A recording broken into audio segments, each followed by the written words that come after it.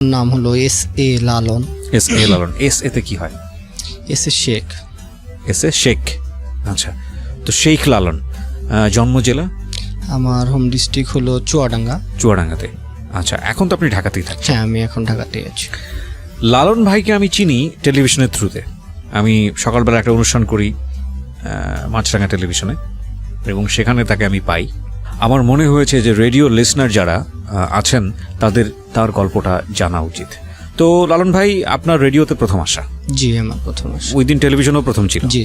আচ্ছা, আশা করি যে বাংলাদেশের মানুষ একটা সময় আপনাকে চিনবে এবং জানবে। আমরা শুরু করতে চাই একেবারে ছোটোবেলা থেকে, যেখান থেকে আপনার গল্প বলার ধরন খুব ভালো। তো আজকে একেবারে মনোযোগ দিয়ে শুনবো। আমি নিজেও কমপ্লিট স্টোরি জানি না, বাট আমি যতটুকু জানি আমার কাছে মনে হয়েছে যে ইউ আর দ্য বেস্ট। ওকে, শুরু করেন আপনি। আমার হোম ডিস্ট্রিক্ট হলো চুয়াডাঙ্গা। আমি একদম একটা পাড়া গায়ে জন্মগ্রহণ করেছি। তো সেখানে আমার পড়ালেখা বাবা মার সহযোগিতায় আমি ক্লাস 5 পর্যন্ত পড়েছি। তো তখন আমার অনেক স্বপ্ন ছিল, আমি ডাক্তার হব। আমি প্রাইমারি স্কুলে ফার্স্ট বয় ছিলাম, প্রথম থেকে একদম প্রাইমারি পর্যন্ত, ক্লাস 5 পর্যন্ত আমার রোল 1 ছিল। তো ওখানে ওই সময় আমি বৃত্তি দিয়েছিলাম। এরপর পরেই হয়তো বাবা মার আর্থিক অনটনের কারণে আর আমার বাবা মা পড়ার সহযোগিতা করে নাই। বাবা কি করতেন? কৃষিকাজ? হ্যাঁ, বাবা কৃষিকাজ। আপনি পরিবারের বড় সন্তান না, ছিলেন? আমি 3 নাম্বার ছিলেন। আপনার বড় কি 2 ভাই না বোন? সবার বড় হলো বোন, তারপরে ভাই, আচ্ছা। তারপরে আমি। তো এত ভালো স্টুডেন্ট থাকার পরেও আপনার পড়াটা কি হঠাৎ করে বন্ধ হয়ে গেল? বন্ধ হয়ে গেল, ফ্যামিলির অনেক অভাব অনটন ছিল। আচ্ছা। তো তখন আমাকে একটা রেস্টুরেন্টে কাজে দিয়ে দেওয়া হয় আর কি। তো আমার বাবাই আমাকে ওই হোটেলে কাজে দিয়ে আসে। তো আমার ভালো লাগতো না, আমার ওই হোটেলের সামনে দিয়ে আমার বন্ধু বান্ধব স্কুলে যেত, আমার খুব কষ্ট লাগতো। তো এটা নিয়ে বাবার সাথে অনেকবারই বার্গেনিং করছি যে আমি ভর্তি হব। তো তারা এই পড়ার ব্যাপারটা, হয়তো ইচ্ছা ছিল অনেক, প্রত্যেকটা বাবা মারই থাকে, তারা ওই সাপোর্টটা দিতে পারে নাই বিধায় আমাকে অনেক সময় তারা এড়িয়ে চলছে বা আমার প্রশ্নের উত্তর দেয় নাই।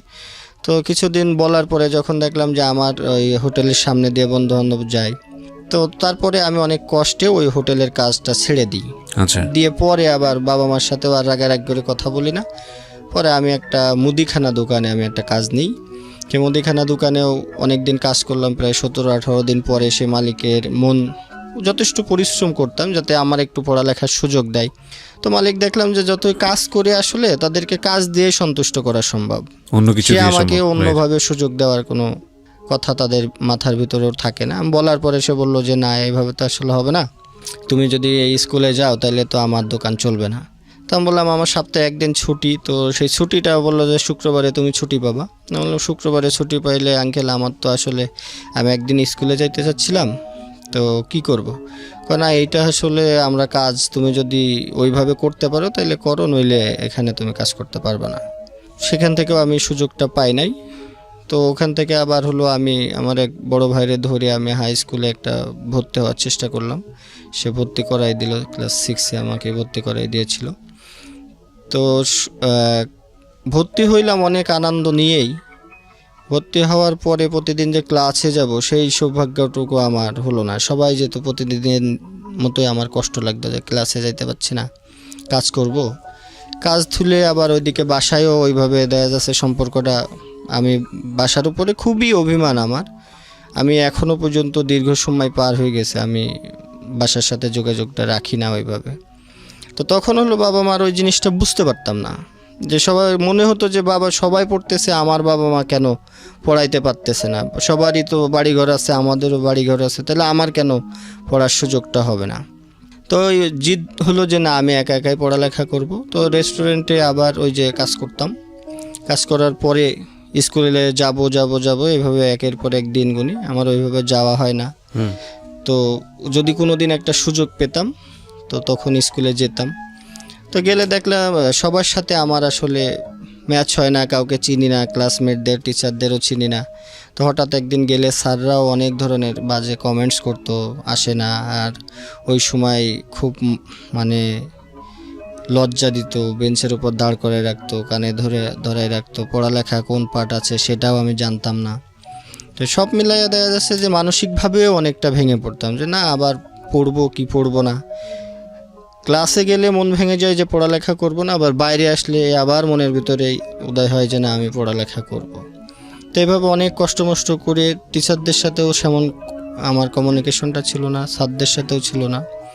পরীক্ষা দিতে গেলে নানা ধরনের প্রবলেম, স্যারদের চিনি না, ক্লাস টিচার যে ছিল তাদেরও চিনতাম না।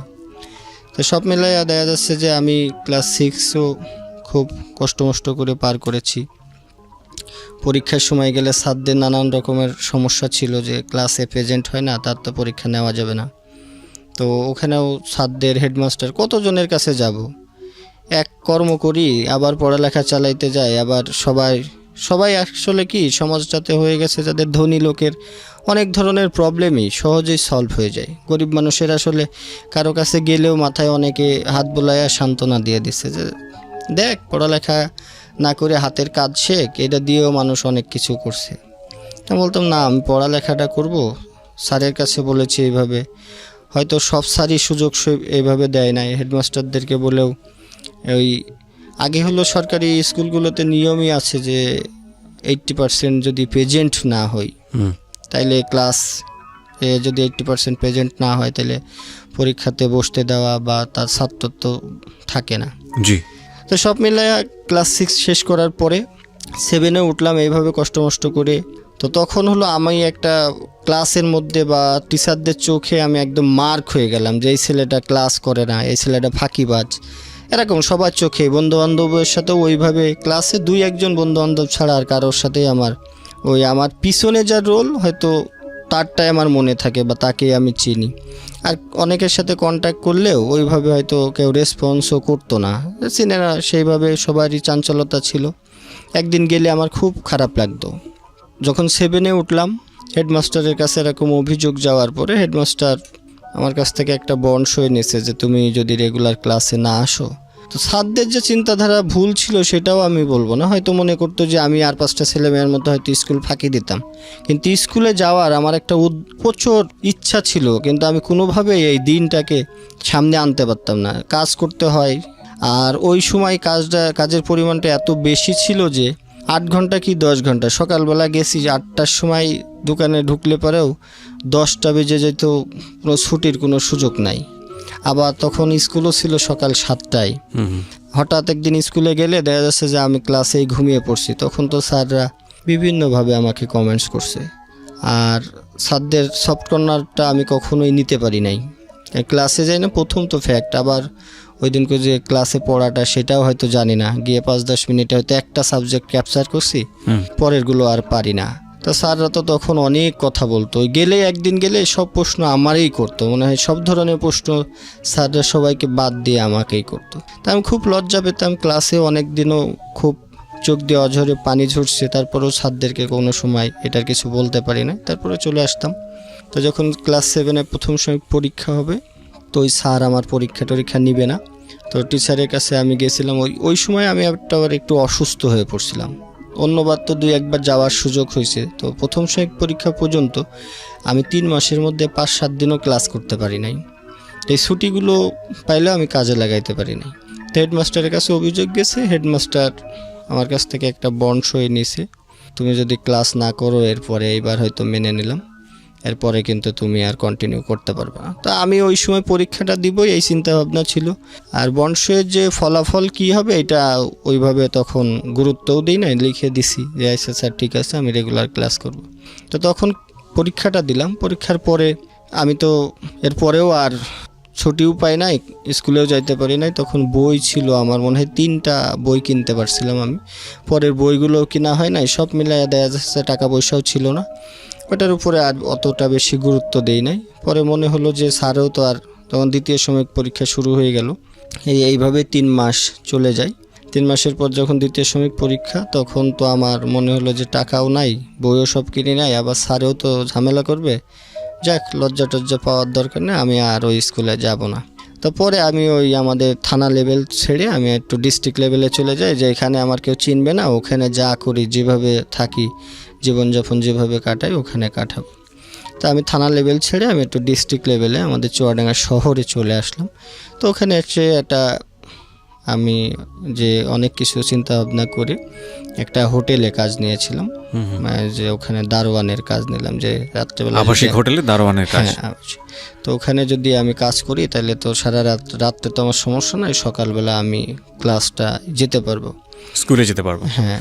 আচ্ছা, তখন আপনি নতুন স্কুলে ভর্তি হননি? না, তখন আমি ওই 7 থেকে, তো আমি এখন মাত্র আমি ডিস্ট্রিক্ট লেভেলে আসলাম, ওখানে একটা অবস্থান করব, তারপরে ভর্তি।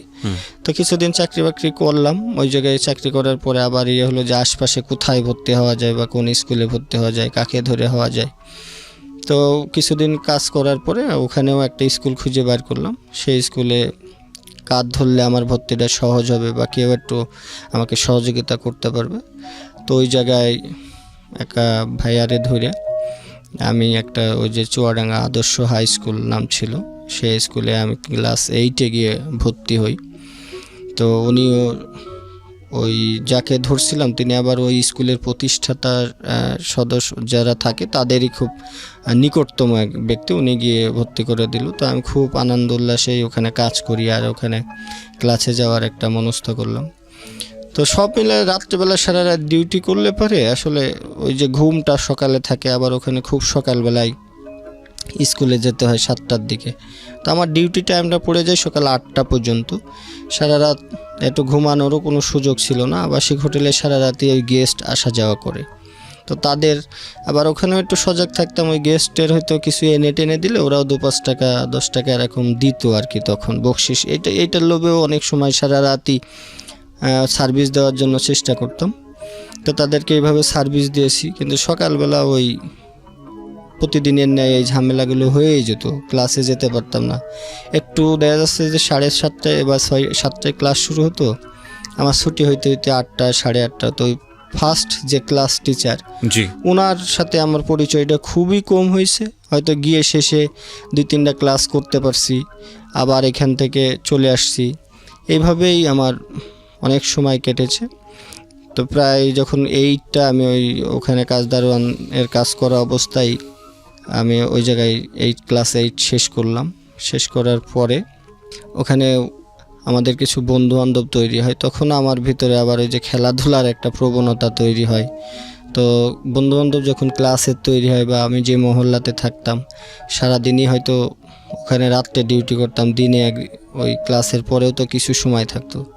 তো যখন বন্ধু বান্ধব তৈরি হয়ে গেল তখন মনে হলো যে মন মানসিকতাটাও অনেক বেশি নষ্ট হয়ে যায়। খেলতে পারি না বা তাদের সাথে আড্ডা দিতে পারি না। তাদের সাথে আড্ডা দিলেও শহরের ফ্যামিলির লোকজনগুলোর মন মানসিকতা কেমন যেন একটু, এমন বন্ধুবান্ধব কারো বাসায় তো আমি কোনো দিন যাই নাই, কারো বাসায় খাইতেও যেতাম না। তাদের সাথে খেলতাম। অনেক বাবা মাই তার বন্ধুবান্ধব যারা ছিল তাদেরকে বকাঝকা করছে যে ওই ছেলে হোটেলে কাজ করে, তোদের কিসের বন্ধুবান্ধব, হ্যাঁ ওর সাথে মেশা যাবে না। হয়তো যারা ছিল তারাও তো আমার মতোই, হয়তো বাবা মার কথা যারা না মানছে, মারধর খাইছে, এটা আবার কানে আসছে, তখন তাদেরকে এড়িয়ে চলতাম, ওর সাথে মিশবো না। তো আমি একটু খেলাধুলায় ভালো ছিলাম, সেই হিসাবে তাদের প্লেয়ার শর্ট পড়লে আমাকে ডেকে নিত। তো তারপরেও কোনো দিন কারো বাসায় যাই নাই। অত অনেক অনুষ্ঠানও হয়তো করছি, কারো বাসায় যেতাম না। সবারই হয়তো তখন কৌতূহল ছিল, চল যাই। আমি না, তোর বাসায় যাবো না, তোর আম্মা পছন্দ করে না এটা সেটা। তো এভাবেও পড়ালেখা চালাইছি, তাদের সাথেও কম বেশি চলছি, ওখানে কাজ করছি। তো যখন এরকম বেশি চলাচল হয়ে গেল তখন ওই কিছু সময় হলো ডিউটি ফাঁকি পড়ে যেত। আচ্ছা। তো সেখান থেকে মালিক পক্ষ আমাকে বাদ দিয়ে দেয় যে না তোমার আসলে, আর ওই ওখানে কাজের ফাঁকে তখন ওই পোলাপানও চলে আসতো সেই হোটেলের কাছে যে চল খেলতে যাই। তখন এই ওসিলায় বলতাম যে স্যার বা ম্যানেজার সাহেব যারা ছিল বা মালিক পক্ষ যারা ছিল, তো এভাবে তাদের চোখে যখন পড়ছে চাকরিটা চলে যায়। চলে যাওয়ার সাথে সাথেই বন্ধু বান্ধবও তখন তো আসলে কেউ কারো সাপোর্ট দেওয়ার মতো বয়সটা তখন আমাদের ক্লাস 8-এ পড়া অবস্থায়। তো এইটা যখন পড়ি চাকরিটা চলে গেল। এখন তো এই শেষ পর্যায়ে 9-এ ওঠার সৌভাগ্য আমার হলো। আর 9-এ উঠলে ওখানেও টাকা পয়সার ব্যাপার। তখন হলো আমি একটা চার দোকানে কাজ করি। এই যে আপনি এতগুলো দোকান শিফট করছেন বা কাজ করে পড়াশোনা করার চেষ্টা করছেন, ইন দ্য মিন টাইম বাড়ির সঙ্গে যোগাযোগ সম্পূর্ণ অফ? Totally off. ওই যে আমার একটা অভিমান ছিল যে না তারা আমাকে পড়াতে পারে নাই, আমি তাদের কাছে যাব না। আচ্ছা। তো এর মধ্যে ঈদ যখন আসতো, এর ভিতর তো একটা ঈদেরও পার্ট গেছে, তখন সব কিছু বন্ধ। আমি ওই হোটেলেই থাকতাম, সবার সাথেই আর 5টা মানুষের মতো চলার চেষ্টা করতাম, কিন্তু ঈদের 2-3 দিন আমি কোথাও বাইর হইতাম না, ওই হোটেলের মধ্যে থাকতেন? হোটেলের মধ্যেই থাকার চেষ্টা করতাম বা ঘুমাইতাম। আর 2-3 দিন পরে সব স্বাভাবিক হইলে তারপরে বাইর হইতাম। আর ওই সময় একটা কষ্ট বেশি হতো যে খাওয়া দাওয়াটার একটা খুব কষ্ট। ঈদের সময় হ্যাঁ, হোটেলগুলোর থেকেও যে কিনে খাবো এই সুযোগগুলো হতো না, কারণ হোটেলগুলো বন্ধ থাকে। থাকতো। আর আমাদের চুয়াডাঙ্গা শহর খুব বেশি একটা বড় শহর, ছোট একটা শহর। হ্যাঁ, ওখানে 2-3টা হোটেলই শুধু রাত্রেবেলা খোলা থাকে। তো কি করতেন, কি খেতেন ওই সময়টা? তা আমার হলো বাকিটা মানে অনেক সময় আছে যে কলা রুটি খেয়ে আমার মানে জীবন কাটছে বেশি আর কি, ওকে আমি পেলাম। তো ওখানেও ওইভাবেই ক্লাস করতে পারতাম না, তো ওখানেও খুব কষ্ট লাগতো আমার যে ক্লাসে যাব। তো এইভাবে স্যারদের সাথেও সেইভাবে পরিচয় ছিল না। আমি যেখানে চাকরি করতাম সেখান থেকে আমাকে সুযোগও দেওয়া হয় নাই। তা আমি যখন হলো দেখতে দেখতে তো মাস চলে যায়, আমারও দিন গোনা আর শেষ হয় না। তো ক্লাস 9-এ যখন প্রথম সময় পরীক্ষা শুরু হয়ে গেল, তো পরীক্ষার সময়ও আমি ক্লাসে যেহেতু যাই নাই, স্যারদের সাথেও ওই ধরনের একটা বাকবিতর্ক সবসময় থাকে। আর হেডমাস্টারদের কাছেও আমার পুনরায় পরীক্ষার পারমিশনের জন্য পাঠানো হয় হেডমাস্টারের কাছে গেলাম, তো তুমি জিজ্ঞেস করে যে তুমি ক্লাসে আসো না কেন। তো সেখান থেকে কোনোরকমভাবে যদি আমি পারমিশনটা নিয়ে প্রথম সময় পরীক্ষা দেওয়ার পরে যে ওই জায়গায় পরীক্ষা দিলাম, দেওয়ার পরে হলো রেজাল্ট যখন পাবলিশড হলো তখন আমি অঙ্কে ফেল করছি আর কি। তো অঙ্কে ফেল করার পরে আরও বেশি হতাশ, তখন স্যারদের সহযোগিতা তো দূরে থাক, মনে মনে খুব কষ্টও পেলাম। তো অঙ্ক পারতাম না, তো ওই স্যারের বাসায় গেছিলাম। ওই স্যারটার নাম ছিল অজিত স্যার। ওনার বাসায় গিয়ে অনেক রিকোয়েস্ট করলাম যে স্যার কেমনে কী, বলে তুমি তো স্কুলে আসো না, তোমার বিষয় তো এমনি হেডমাস্টার স্যার অনেক ঝামেলা, আমার তো আসলে কিছু করার নাই, আর তুমি যদি কন্টিনিউ ক্লাস না করো হয়তো তোমার আর সহযোগিতা কেউ করবে না কিন্তু। তো আমি বললাম স্যার আমি তো কাজ করি, আমি কিভাবে ক্লাস করব। দেখো একটা স্যার হিসাবে আমি এই ধরনের কোনো উপদেশ তোমাকে দিতে পারবো না, তবে আমরা প্রথম তো বলবো শত কষ্ট হলেও তুমি হলো ক্লাস করো। তো স্যার যাই হোক আমাকে যতটুকু ওনার ইয়েতে মনে হলো উনি ওইভাবে বলল। তা আমি ক্লাস করার জন্য শতভাগ চেষ্টা করলাম, তারপরেও যেহেতু কাজ করি, পরিশ্রম করে বেড়াই, রাত্রে ওখানেও ওই যে ডিউটিটা করতেছি। তো এখান থেকে ক্লাসটা আমার কন্টিনিউ করা হয় নাই। তো রেজাল্ট যখন ফেল করলাম তো ওই স্যারের কাছে আবারও যাই যে স্যার কিভাবে কি করব। তো তখন একটা হতাশা ঢুকে গেল, আমি যদি এইভাবে ফেল করি বা ক্লাসে না যাই আমাকে পরীক্ষা দিতে দেওয়া হবে না। তো সবাই বলতো যে তুমি যদি এই অঙ্কে ফেল করছো, অঙ্ক তোমার কি সূত্র মুখস্থ করা আছে কিনা। আমি বললাম সূত্র আমি সব পারি, কিন্তু আমি প্রয়োগটা আসলে বুঝতাম না তখনও, আচ্ছা, যে কিভাবে ওই অঙ্কের সূত্র প্রয়োগ করতে হয়। তো এইভাবে দিন গুনি, সবাই যেভাবে বলে সবার কাছে যায় যে ভাই আমি অঙ্ক তো সব পারি, সূত্র পারি, তাহলে আমি অঙ্ক পারি না কেন। তো সবার কাছে যখনই যেতাম একটা সাজেশনের জন্য, বড় ভাই ব্রাদার বা টিচারদের কাছে, সে বলল সূত্র মুখস্থ করো। তো আমি সূত্র এমনভাবে মুখস্থ করলাম যে সূত্র মুখস্থ না, তখন আমার টোটালি এটা ঠোঁটস্থ বললে আমার ঠিক আছে। তো ঠোঁটস্থ করেও আমি অঙ্কের সময়ই আমি অঙ্কটা টোটালি মুখস্থ করে যেতাম। তো মুখস্থ করে গিয়ে তখন ওই খাতাতে দেখতাম যে প্রশ্নপত্র যখন পেতাম হাতে, অঙ্ক কিছুটা ঘোরাই দিত, তখন খুব অঙ্ক ঘোরাইতো। তো একটু ঘুরাই দিলে আমি আর অঙ্ক পারতাম না। আচ্ছা, তো অঙ্ক না পারলে দ্বিতীয় সময় পরীক্ষার সময়ও এই ধরনের আমার ভয় আমার ভিতরে রয়ে গেছে যে আমি তো মানে অঙ্ক পাশ করতে পারবো না।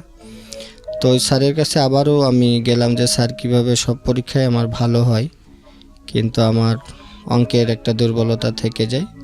তো স্যার যেভাবে সচরাচর বলে যে এখানে আমার কিছু করার নাই, তুমি ক্লাসে আসো না, কোনো স্যাররা তোমার চিনে না, তোমার এই ধরনের সহযোগিতা আমি করতে পারবো না। তা আমি বললাম স্যার আমাকে যদি একটু পড়ান তাহলে আমার জন্য খুব ভালো হয়, ক্লাসে আসতে হবে। আর শুধু এইভাবে প্রাইভেট পড়েই যদি সবাই পড়ালেখা করতো তাহলে স্কুল কলেজগুলো কেন হয়েছে, সবাই ঘরে বসেই যদি পড়ালেখা করতো তাহলে এত কোটি কোটি টাকা খরচ করে স্কুল কলেজ ভার্সিটি হয়েছে, ওটা হবে না।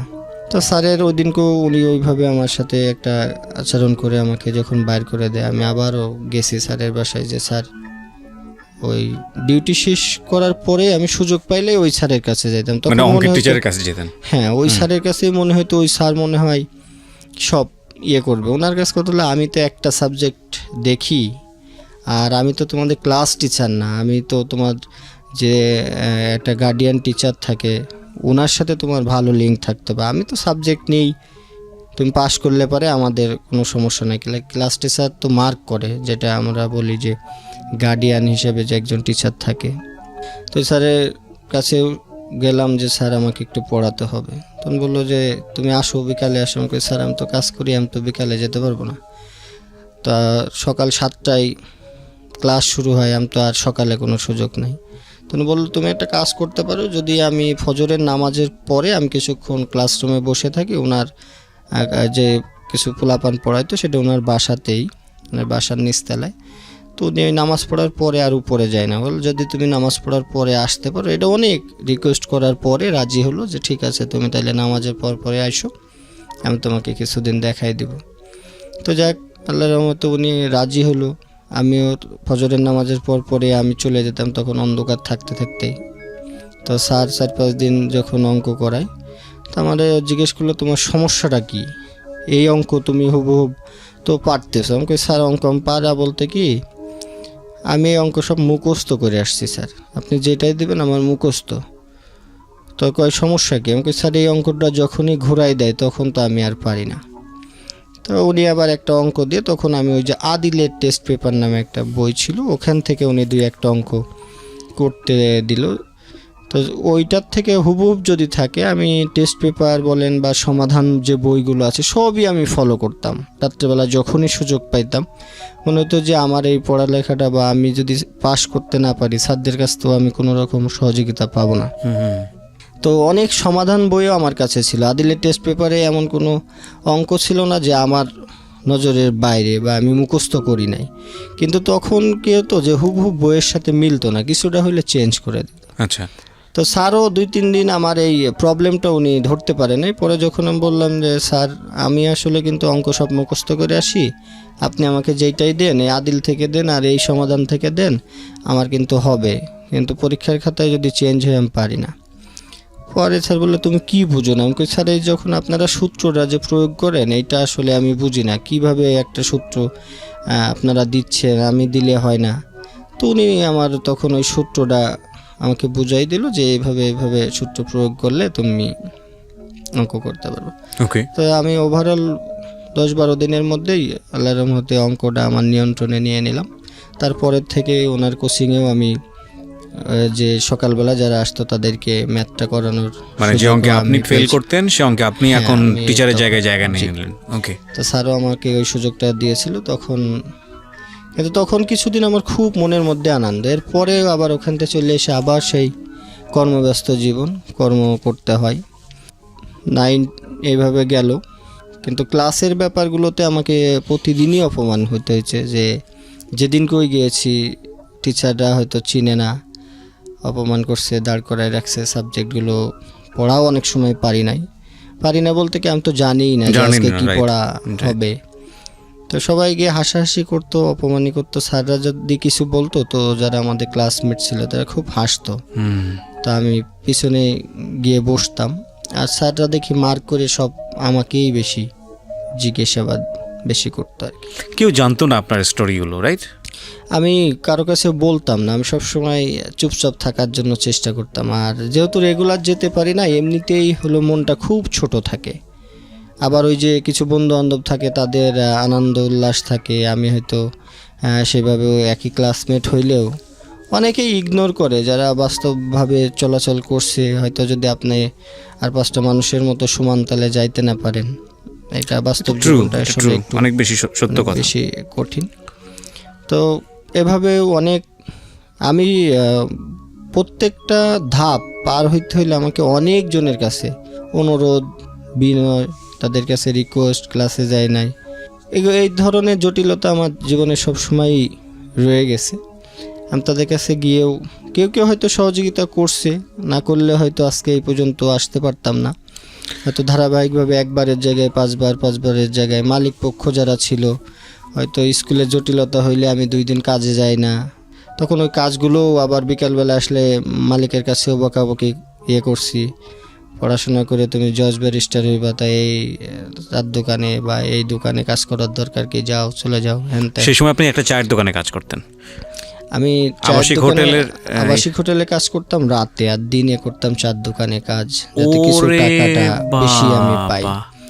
আর তখন হলো যে হোটেলে কাজ করতাম, আবাসিক হোটেলে, ওখানে আমাদের বেতনটা আমার বেতন ধরা ছিল 600 টাকা মাত্র। হ্যাঁ, আর ওখানে যে হিসাবটা ছিল যে আপনাকে বাকিটা ওই যে যারা গেস্ট আসে তাদের কাছ থেকে যদি টিপস পান, ওইটাই আপনার সব। আর খাওয়া দাওয়ার কিন্তু সুযোগ নেই, তো ওখানে থাকার একটা ব্যবস্থা থাকে। তো এইটা করলে পরে ওই দেখা যাচ্ছে যে এদিকে ক্লাস শেষ করে এসেও তখন আবার অনেক করতাম যে আমাকে যেভাবে খাওয়ার টাকাটা অ্যারেঞ্জ করতে হবে। একটা হোটেল থেকে ভাত বা গেস্টের ভাত কিনে আনলেও সেখান থেকেও যদি থাকে, সেখানে সেসব খাবারও রেখে দিয়েছি, খেয়েছি।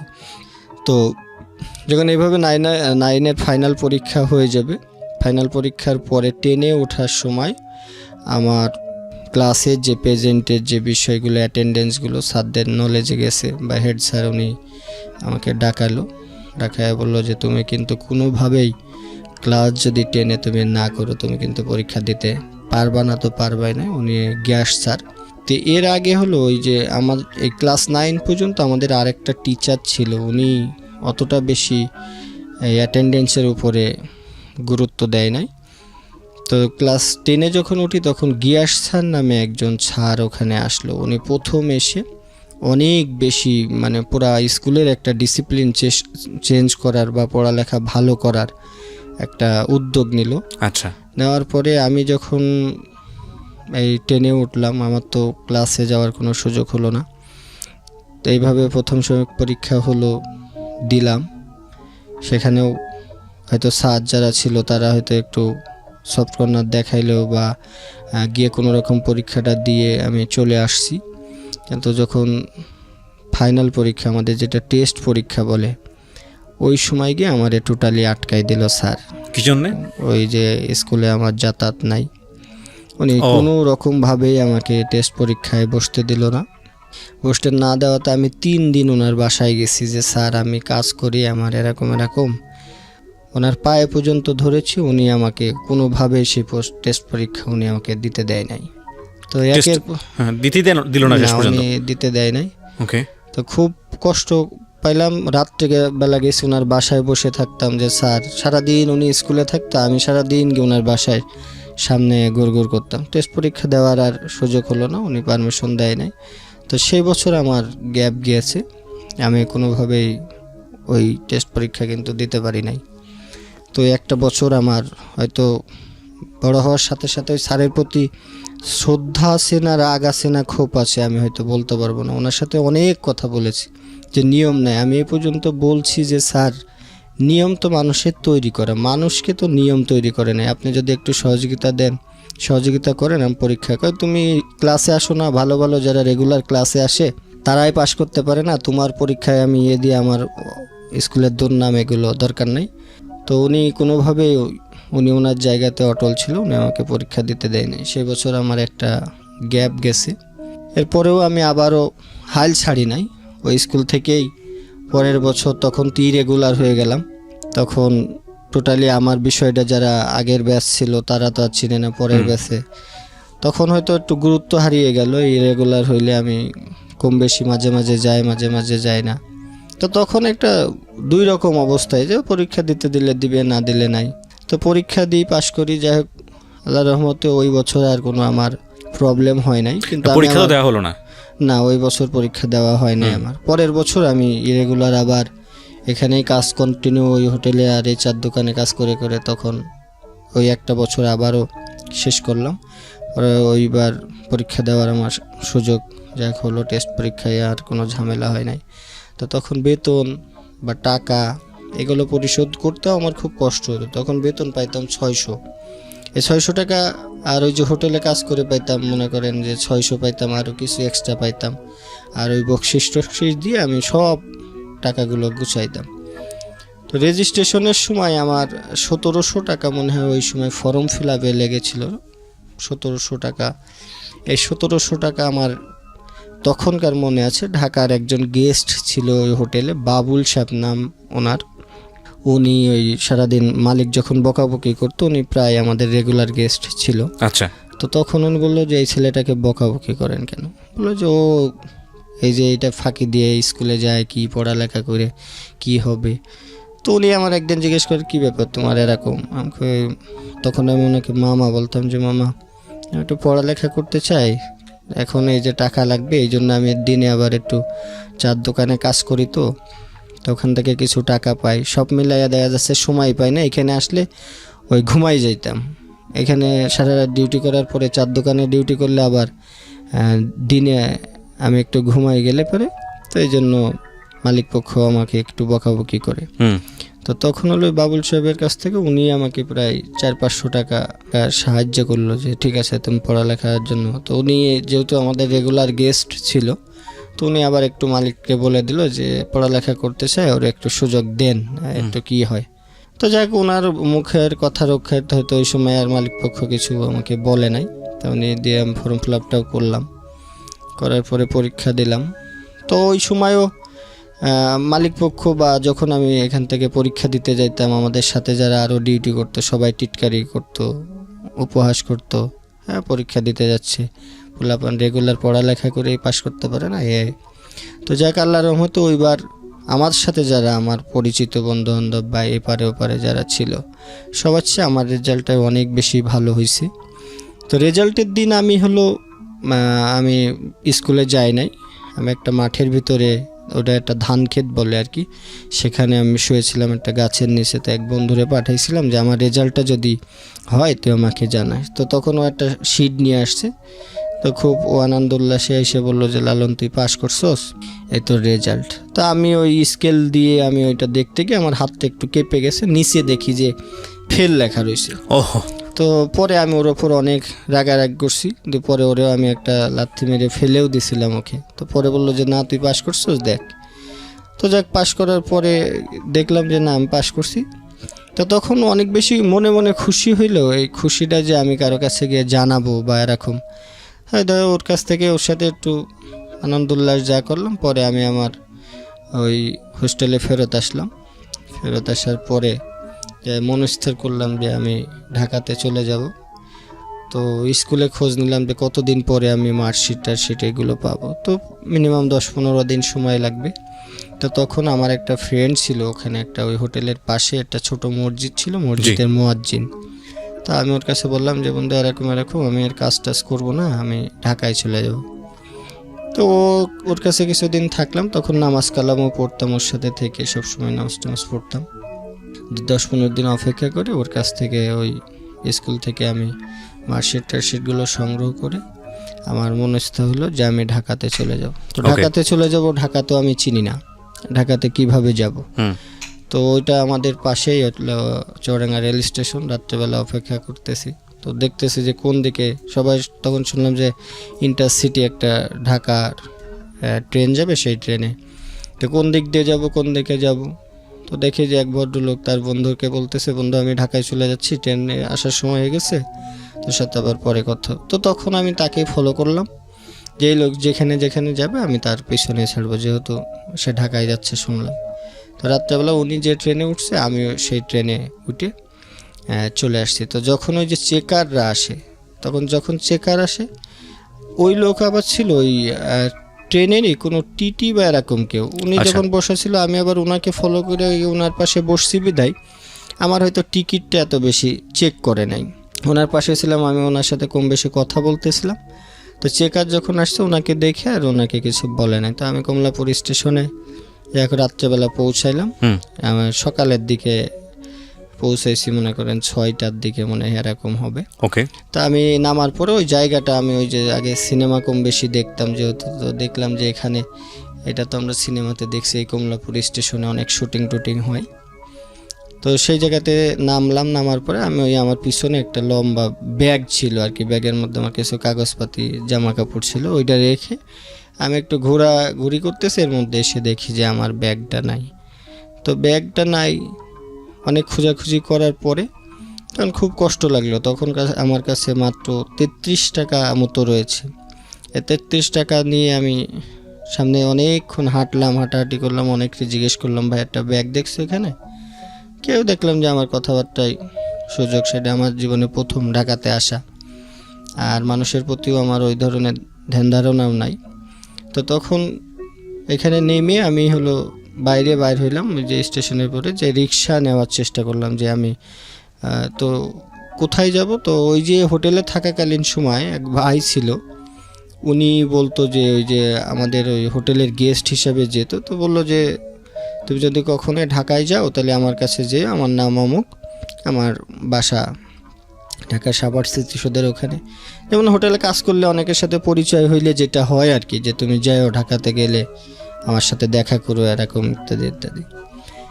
তো আমি ওখান থেকে রিক্সা নেওয়ার চেষ্টা করতেছি যে ভাই আমি সাভার যাব। দেখি সব রিক্সাওয়ালারা আমার মুখ পানে তাকায় আর হাসে। তো এর মধ্যে 2-3 জন দেখার পরে একজনকে জিজ্ঞেস করলাম যে ভাই কেমনে কেমনে, বলে সাভার তো এখান থেকে অনেক দূর, তুমি এখানে যেতে পারবে না, তুমি বাসে যাও। তো বাসে যাব, যে বাসে উঠি আমাকে নামাই দেওয়া হয়, যে বাসে উঠি আমাকে নামাই দেওয়া হয়। কেন নামাই দেওয়া হচ্ছে? যে ওই যে এক একটা রুটের তো এখন বুঝি যেটা, যে এক একটা ঢাকা শহরে তো এক একটা রুটের আলাদা বাস। তো আমাকে বলে দিছে এইদিকে যাবে, আমি সব যে বাসই পাই সেইটাতে উঠে যাই।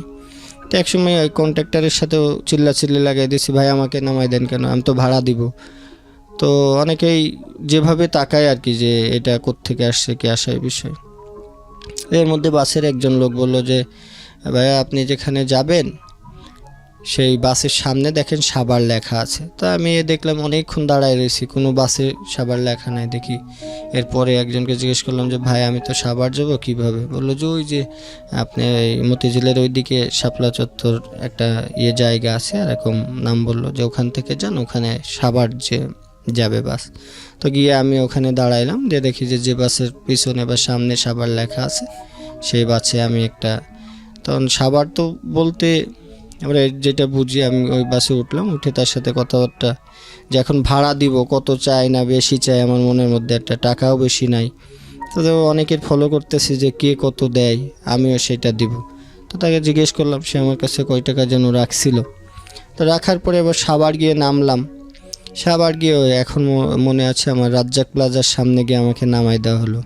তো ওখানে গিয়ে অনেক মানুষকে জিজ্ঞেস করি যে ভাই এখানে স্মৃতিসৌধ কোথায়? কয় নবীনগর। তো আমি কই নবীনগর না ভাই, সাভার একটা স্মৃতিসৌধ আছে। তো কেউই আমার এই কথাটাকে গুরুত্ব দেয় না যে কিসের সাভার স্মৃতিসৌধ আছে। তো আমি এক চার দোকানদারে গিয়ে বললাম যে ভাই এখানে স্মৃতিসৌধটা কোথায়? কয় এখানে তো নয়, নবীনগর স্মৃতিসৌধ। না ভাই সাভারের স্মৃতিসৌধ আছে, আমার এক ভাই ঠিকানা দিয়ে আসছে। তো উনি অনেকেই এই কথাগুলো শোনার পরে বিরক্তি হয়ে আমাকে দেখা যাচ্ছে সেইভাবে কোনো সদুত্তর দেয় না।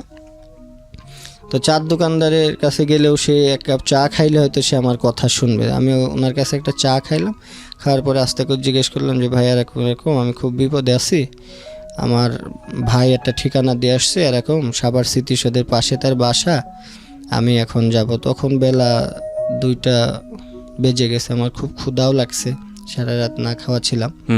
তখন বললো যে দেখো ভাই এখানে সাভার স্মৃতিসৌধ বলে কিছু নাই, ঢাকার বাইরে যারা যায় তারা মূলত ওই স্মৃতিসৌধকে সাভার স্মৃতিসৌধই বলে। তুমি এখান থেকে বাসে উঠে নবীনগর যাও। তা আমি ওনার কথা মতো বাসে উঠে সেই নবীনগর স্মৃতিসৌধের ওখানে গেলাম। গিয়ে ভাই যে তথ্যটা দিয়ে আসছিল ওনার উপরে আমার ভরসাটা ছিল যে ওনার বাসায় গিয়ে অন্তত উনি যেহেতু ঢাকার থেকে ওখানে যাওয়ার পরে খুব ভালোবাসতো, তো উনি যেভাবে ঠিকানা দিয়ে আসছিল যে সাভার স্মৃতিসৌধের পাশে একটা গলি আছে, সেই গলির পাশে ওনার বাসা। তা আমরা যেহেতু পাড়া গায়ে বড় হয়েছি, তা আমরা মনে করছি যে নাম বললেই হয়তো চিনবে বা বাসা একটা সবাই চিনার কথা। তো গ্রামের যে মন মানসিকতা আমার সেইটাই ভিতরে রয়েছে। যে ওখানে গিয়ে দেখলাম যে পুরা আশপাশে কোনো বাড়িঘর নাই, কোনো রাস্তাঘাট নাই। তো সন্ধ্যা হয়ে গেল, খুঁজতে খুঁজতে তার অপেক্ষায় সাভার স্মৃতিসৌধের সামনে অনেকক্ষণ অপেক্ষা করলাম যে যদি তাকে দেখতে পাই। অনেককে জিজ্ঞেস করলাম, উনি যে ঠিকানা দিয়েছে সেই ঠিকানার সাথে মিলেও না। এরকম করতে করতে সন্ধ্যা যখন হয়ে যায় তখন তো স্মৃতিসৌধের ভিতর থেকে বাইর করে দিল। বাইর করে দেওয়ার পরে এখন কোথায় যাব? সেদিন সন্ধ্যার পরে আবার বৃষ্টিও নামছে। নামার পরে আমি তো আর টাকাও আমার কাছে নাই, ওখান থেকে আমি হাঁটতে হাঁটতে হাঁটতে হাঁটতে একদম সাভারে আসলাম, রাজ্জাক প্লাজার এই জায়গাতে আসলাম। তখন রাত্র প্রায় 12টা বাজে। তো ওখানে এসে আমি রাজ্জাক প্লাজার সামনে একটা বেঞ্চেতে বসেছিলাম। তো বসে থাকার পরে আমার ওখান থেকে দারোয়ানরা আমারে উঠাই দিল যে এখানে বসা যাবে না। তো সাইড গিয়ে আবার আরেকটা জায়গায়, ওইটা রাজ্জাক প্লাজার পাশে মাহাতাব প্লাজা আছে, ওর পাশে একটা গলি দেখলাম যে রাত্রেবেলা অনেক লোকজনের আসা যাওয়া। আমি ওখানে বসলাম। তো ওখানে বসার পরে ওই জায়গাটা ছিল একটু খারাপ, কিছু অসামাজিক কার্যকলাপ ওই জায়গায় হতো। তা আমার এগুলো তখন তো জানা ছিল না। আমি ওই জায়গায় গিয়ে বসছি, তখন ওই দারোয়ান আমাকে উঠাই দেয় যে এখানে বসা যাবে না, যাও। বসা যাবে না এই কারণ তখন আমি তো ছোট ছিলাম, আমার পরনে একটা ট্রাউজার ছিল আর একটা গেঞ্জি, একটা হলুদ কালারের একটা গেঞ্জি ছিল। তো তখন দেখলাম এক মেয়ে এসে বলল যে ও বসে রয়েছে, সমস্যা কি, বৃষ্টির মধ্যে কোথায় যাবে। তো দারোয়ান দেখলাম তার সাথে কি বলা কাও করলো, করার পরে বললো যে না থাক। তো আমি আবার সেই মেয়েটা আমাকে জিজ্ঞেস করলো কি সমস্যা তোমার। বললাম আপু এরকম এরকম, আমি এক ভাইয়ের ঠিকানায় আসছিলাম, তার ঠিকানাও খুঁজে পাচ্ছি না, আমি কোথায় যাব কি করব, আমার কোনো যাওয়ার কোনো জায়গা নাই, এই জন্য এখানে বসছি, সবাই আমাকে উঠাই দেয় বৃষ্টির মধ্যে। তো উনি আমাকে বললো দেখো এই জায়গা তো এরকম এরকম, এগুলো তুমি বসে থাকলে ওদের ডিস্টার্ব হবে, এরকম বসা যাবে না। তো ওই মেয়েটা আমাকে বললো তুমি একটা সাইডে দাঁড়াও, আমি আসতেছি। তো যাক, সে খারাপ হইলেও তার মন মানসিকতা অনেক বড় ছিল, এই জন্যই মূলত আজকে আমি তাদেরকে নিয়েই কাজ করার মন মানসিকতা আমার তৈরি হয়েছে।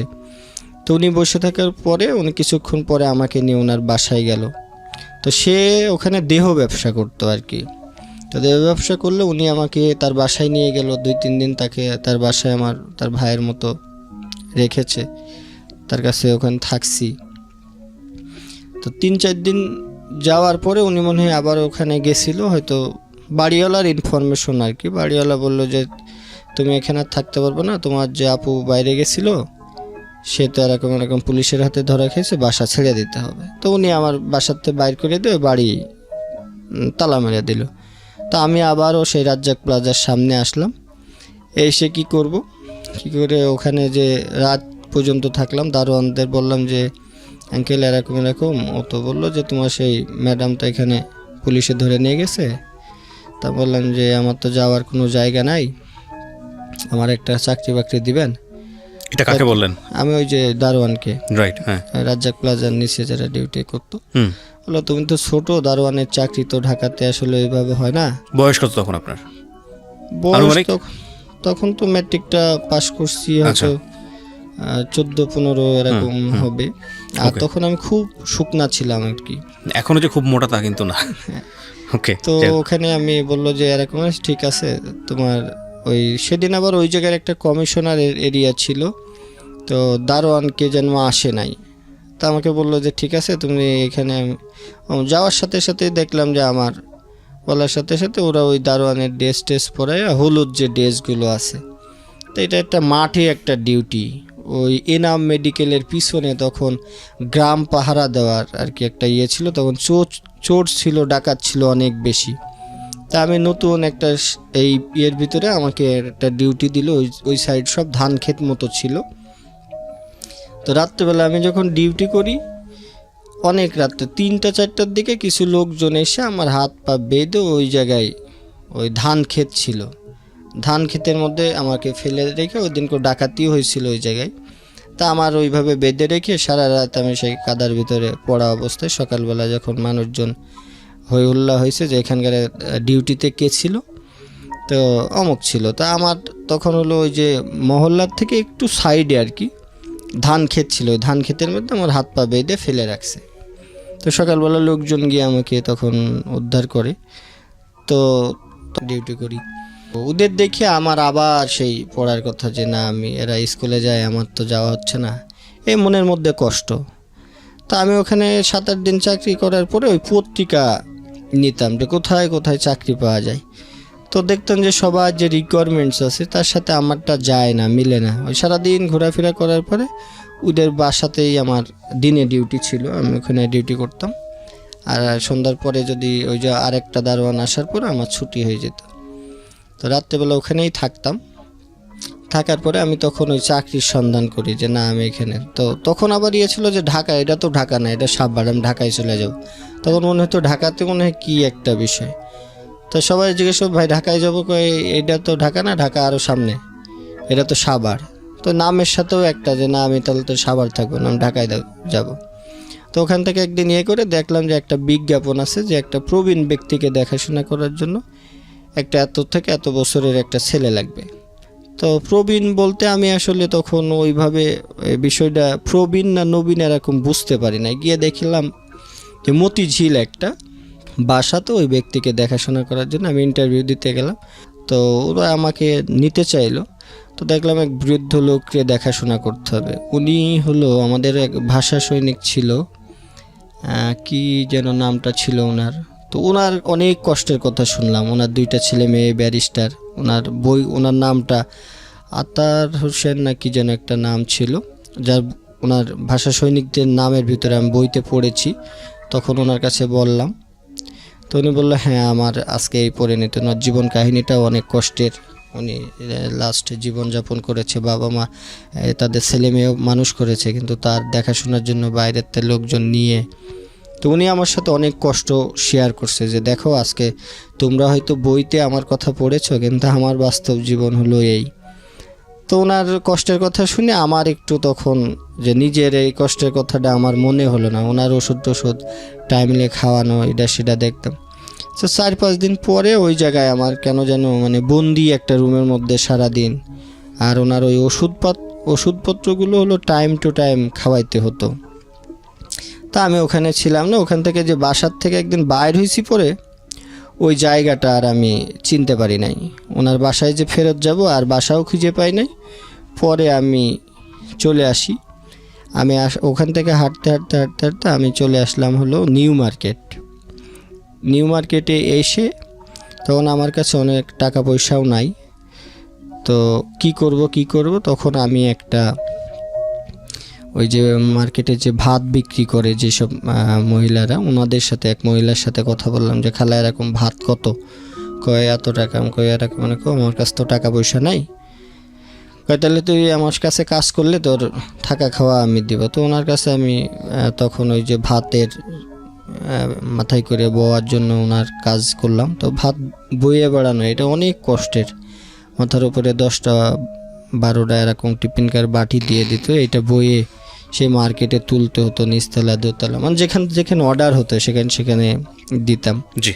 তো যাক হাজার কষ্ট হইলেও সেগুলো আবার এটা বয়ে নিয়ে যাওয়া, আবার এই বাটি নিয়ে যাওয়া, বাটি নিয়ে গিয়ে আবার এগুলো ধোয়া, বাজার সদাই করা, সেগুলো আবার প্রতিদিনই এরকম 17-18 দিন আমি তার কাছে করেছি।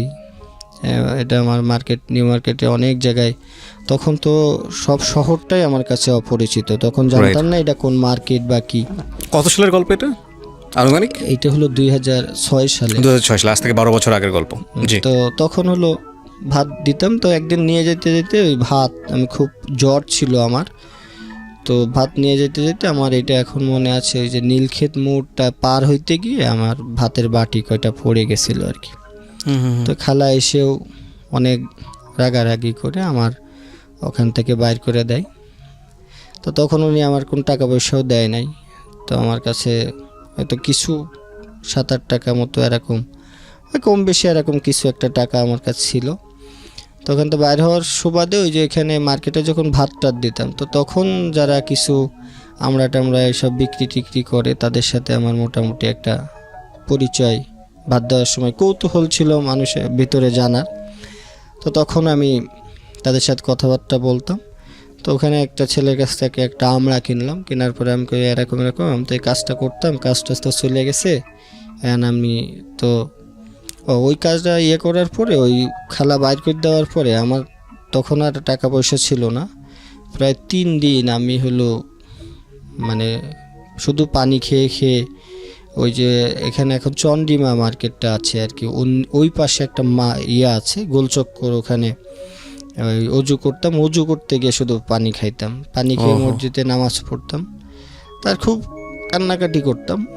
হয়তো কোথার থেকে যেন আমার সব কিছু হারিয়ে গেল। তখন শুধু মানে ইয়ে ছিল যে আমি কোনো একটা পরিচিত মানুষ যদি আমি পাইতাম, হয়তো তারা হয়তো আমাকে সহযোগিতা করবে। ওই সময় কি পড়াশোনা স্টপ করে দিলেন? হ্যাঁ, তখন তো পড়াশোনা এসএসসির পরের ঘটনা? হ্যাঁ, এসএসসি পরে। তখনও রেজাল্ট হয়নি? না, না, রেজাল্ট হয়ে গেছে। এসএসসি তো তখন শেষ করেই আমি ঢাকাতে আসছি। আচ্ছা আচ্ছা আচ্ছা। তো তখন হলো ওখানে 3 দিন আমি প্রায় পানি খেয়ে খেয়ে আমি জীবনযাপন করছি। আর তখন এই 3 দিন আমি পানি খেয়েই থাকি। আর প্রচণ্ড ক্ষুধার্ত অবস্থায় পানি খাইলে অনেক বেশি কষ্ট লাগে, পেটের ভিতরে ব্যথা করে। তখন আমি ওই এখানে যে ওই খালার কাছ থেকে চলে আসার পরে যখন এই 3 দিন, তখন আমি ওই চন্দ্রিমা সুপার মার্কেটে সিঁড়ির নিচ দিয়ে ওই তখন বুটিক্সের কাজ করতো, বড় বড় টেবিল থাকতো। জি। তো আমি সন্ধ্যার আগে কি করতাম যে ওই টেবিলের নিচে ঢুকে থাকতাম, যে আমার ঘুমানোর একটা জায়গা আর কি। ওই টেবিলের নিচে বড় বড় পর্দা দেওয়া থাকে, ওখানে কেউ দেখতো না। তো ওখান থেকে আর বার হইতাম না। তো 3-4 দিন এরকম থাকতে থাকতে একদিন হলো ওই শপিং মলের যে মালিক ছিল উনি একদিন মনে হয় সকালে এসে আমাকে দেখছে যে আমি শুয়ে রয়েছি। পরে দারোয়ানরা অনেক বকাবকি করলো যে এখানে সে শুয়ে থাকে, তোমরা কিভাবে ইয়ে করো। তো দারোয়ানও হয়তো তখন আমাকে একটা বাড়ি মারছে, মাইরা বাইর করে দিয়েছে যে তোর যাতে মার্কেটের আশপাশে আর না দেখি। তো তখন আমার ওই যে ড্রেস কোড কিন্তু একটা ছিল, একটা গেঞ্জি আর ট্রাউজার ছিল আমার, ওইটাই থাকতো। হ্যাঁ, ওখানে গোসল টোসল করতেন কোথায়? গোসল করতাম তখন আমার একটা গামছা কিনছিলাম, আর ওই যে ভিতরে এক জামা ওই গোসল করেই ওইটাই ধুয়ে আবার ওইটাই গায়ে দিতাম, ওখানে শুকাইতো, এইভাবে ইয়ে করলাম। তো এইটা ধরা খাওয়ার পরে আমার আর ওই মার্কেটে দেখলে দারোয়ানরা তখন আর আশপাশে ঢুকতে দিত না। তো তখন হলো ওই যে ছেলে আমরা বেছে ওর কাছে ইয়ে হইলো যে এরকম এরকম, আমি তো কি করব। তো বললো যে তুই আমরা বেচতে পারলে তুই, আমার এক বড় ভাই আছে এখানে, চল তার কাছে তোরে লই যাই, উনি আমাকে টাকা তো নাই, কই বিক্রি টিক্রি করলে টাকা উনি সব দিবে, উনি দিবে। তো ওনার কাছে যখন ও নিয়ে গেল, তো কইতেছে কাজ তো করবি নাকি চলে যাবে? না ভাই, কাজ করব, আমি খুব ক্ষুধা লাগছে, আমি খাইটাই নাই। তোরে খাবার টাবার দেবে, একটা কাজ করতে হইব, আমার কাছে কিছু জিনিস আছে, এটা এক জায়গায় রেখে আসতে হবে। আমি কই ঠিক আছে ভাই, আমি রাখবো, আগে আমি খুব ক্ষুধার্ত, আমি খাই নাই, নাহলে একটু যদি খাইতে দেন। তো উনি আমাকে একটা হোটেল ওই ভিতরে নিয়ে গিয়ে আমাকে খাওয়াইলো। খাওয়ানোর পরে আমাদের হাতে কি একটা টুপলা জাতীয় জিনিস দিল, সেইটা আমরা 2 জন মিলে কামরাঙ্গীর চর নাম বুঝে অমুক জায়গায় এরকম ইয়েতে ওখানে গিয়ে দেখলাম যে ওইটা যখন দিলাম সেই জায়গায় দেখি যে ওই মহিলারা বিড়ি টিড়ি খায়। এটা দেখে তো আমার খুব, আমি গ্রাম থেকে আসছি, মহিলারা বিড়ি খায়, আমার কাছে এটা যেন একটু কেমন মনে হলো যে এটা তাহলে কেমন জায়গা। তো ওদের কাছ দিয়ে আসার পর ওরা আমার ওই সে তো তখন আমার বন্ধুই হয়ে গেছে। পরে বললাম কী রে এটা কী? পরে বললো এইটা তো জানার দরকার নেই, চল আমাদের টাকা দিব, আমরা গিয়ে টাকা নিই।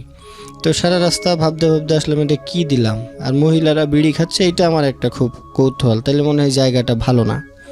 তো পরে এসে আমি ওরা জিজ্ঞেস করলাম যে এটা মনে হয় খারাপ কিছু দিছে।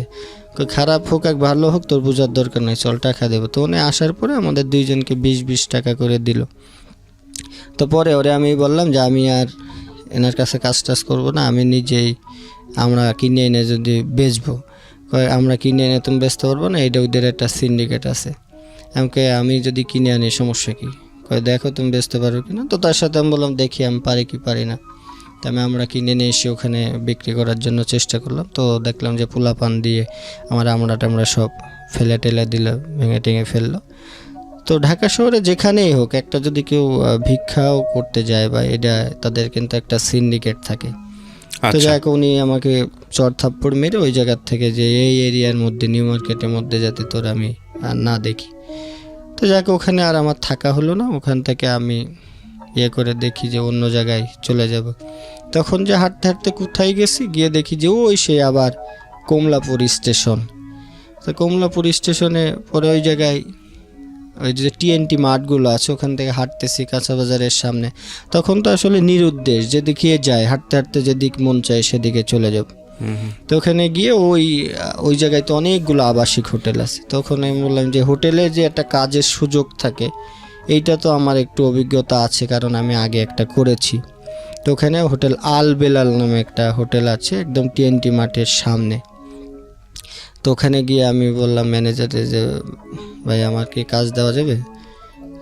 না একা অনেক জায়গায় ঘোরাঘুরির পরে ওখানে 7-8টা হোটেল ঘোরার পরে হোটেল আল বেলাল মানে মালিকটা বসা ছিল সন্ধ্যার পরে। তা আমি যাওয়ার পরে তো আমার পোশাক পরিচ্ছদ তো বেশি একটা ভালো না, তো বললো যে আমি কয় লেখাপড়া জানো, আমি কিছু জানি। তো উনি একটা ছোট দিল যে এটা পড়ো, তো পড়লাম। আচ্ছা ঠিক আছে, তুমি তো এখানে তো হোটেলে তো কাজের টাকা বেশি না। স্যার আমার শুধু থাকা খাওয়া হইলেই হবে, আমার টাকা লাগবে না। তো উনি বললো যে ওরা একটা কাজ করো, ওর তো আছে লেখাপড়া কম বেশি জানে, ওরা আমাদের অফিসের পিয়ন হিসেবে রাখো। তো পিয়ন হিসেবে রাখলাম। তো প্রতিদিনই ওই একটা ড্রেস পরি, রুমের মধ্যে ওইটাই ধুই, ওইটাই গায়ে দিতে। মালিক করে যে কি তোমার ড্রেস নেই? বললাম যে না আমার ড্রেস নাই।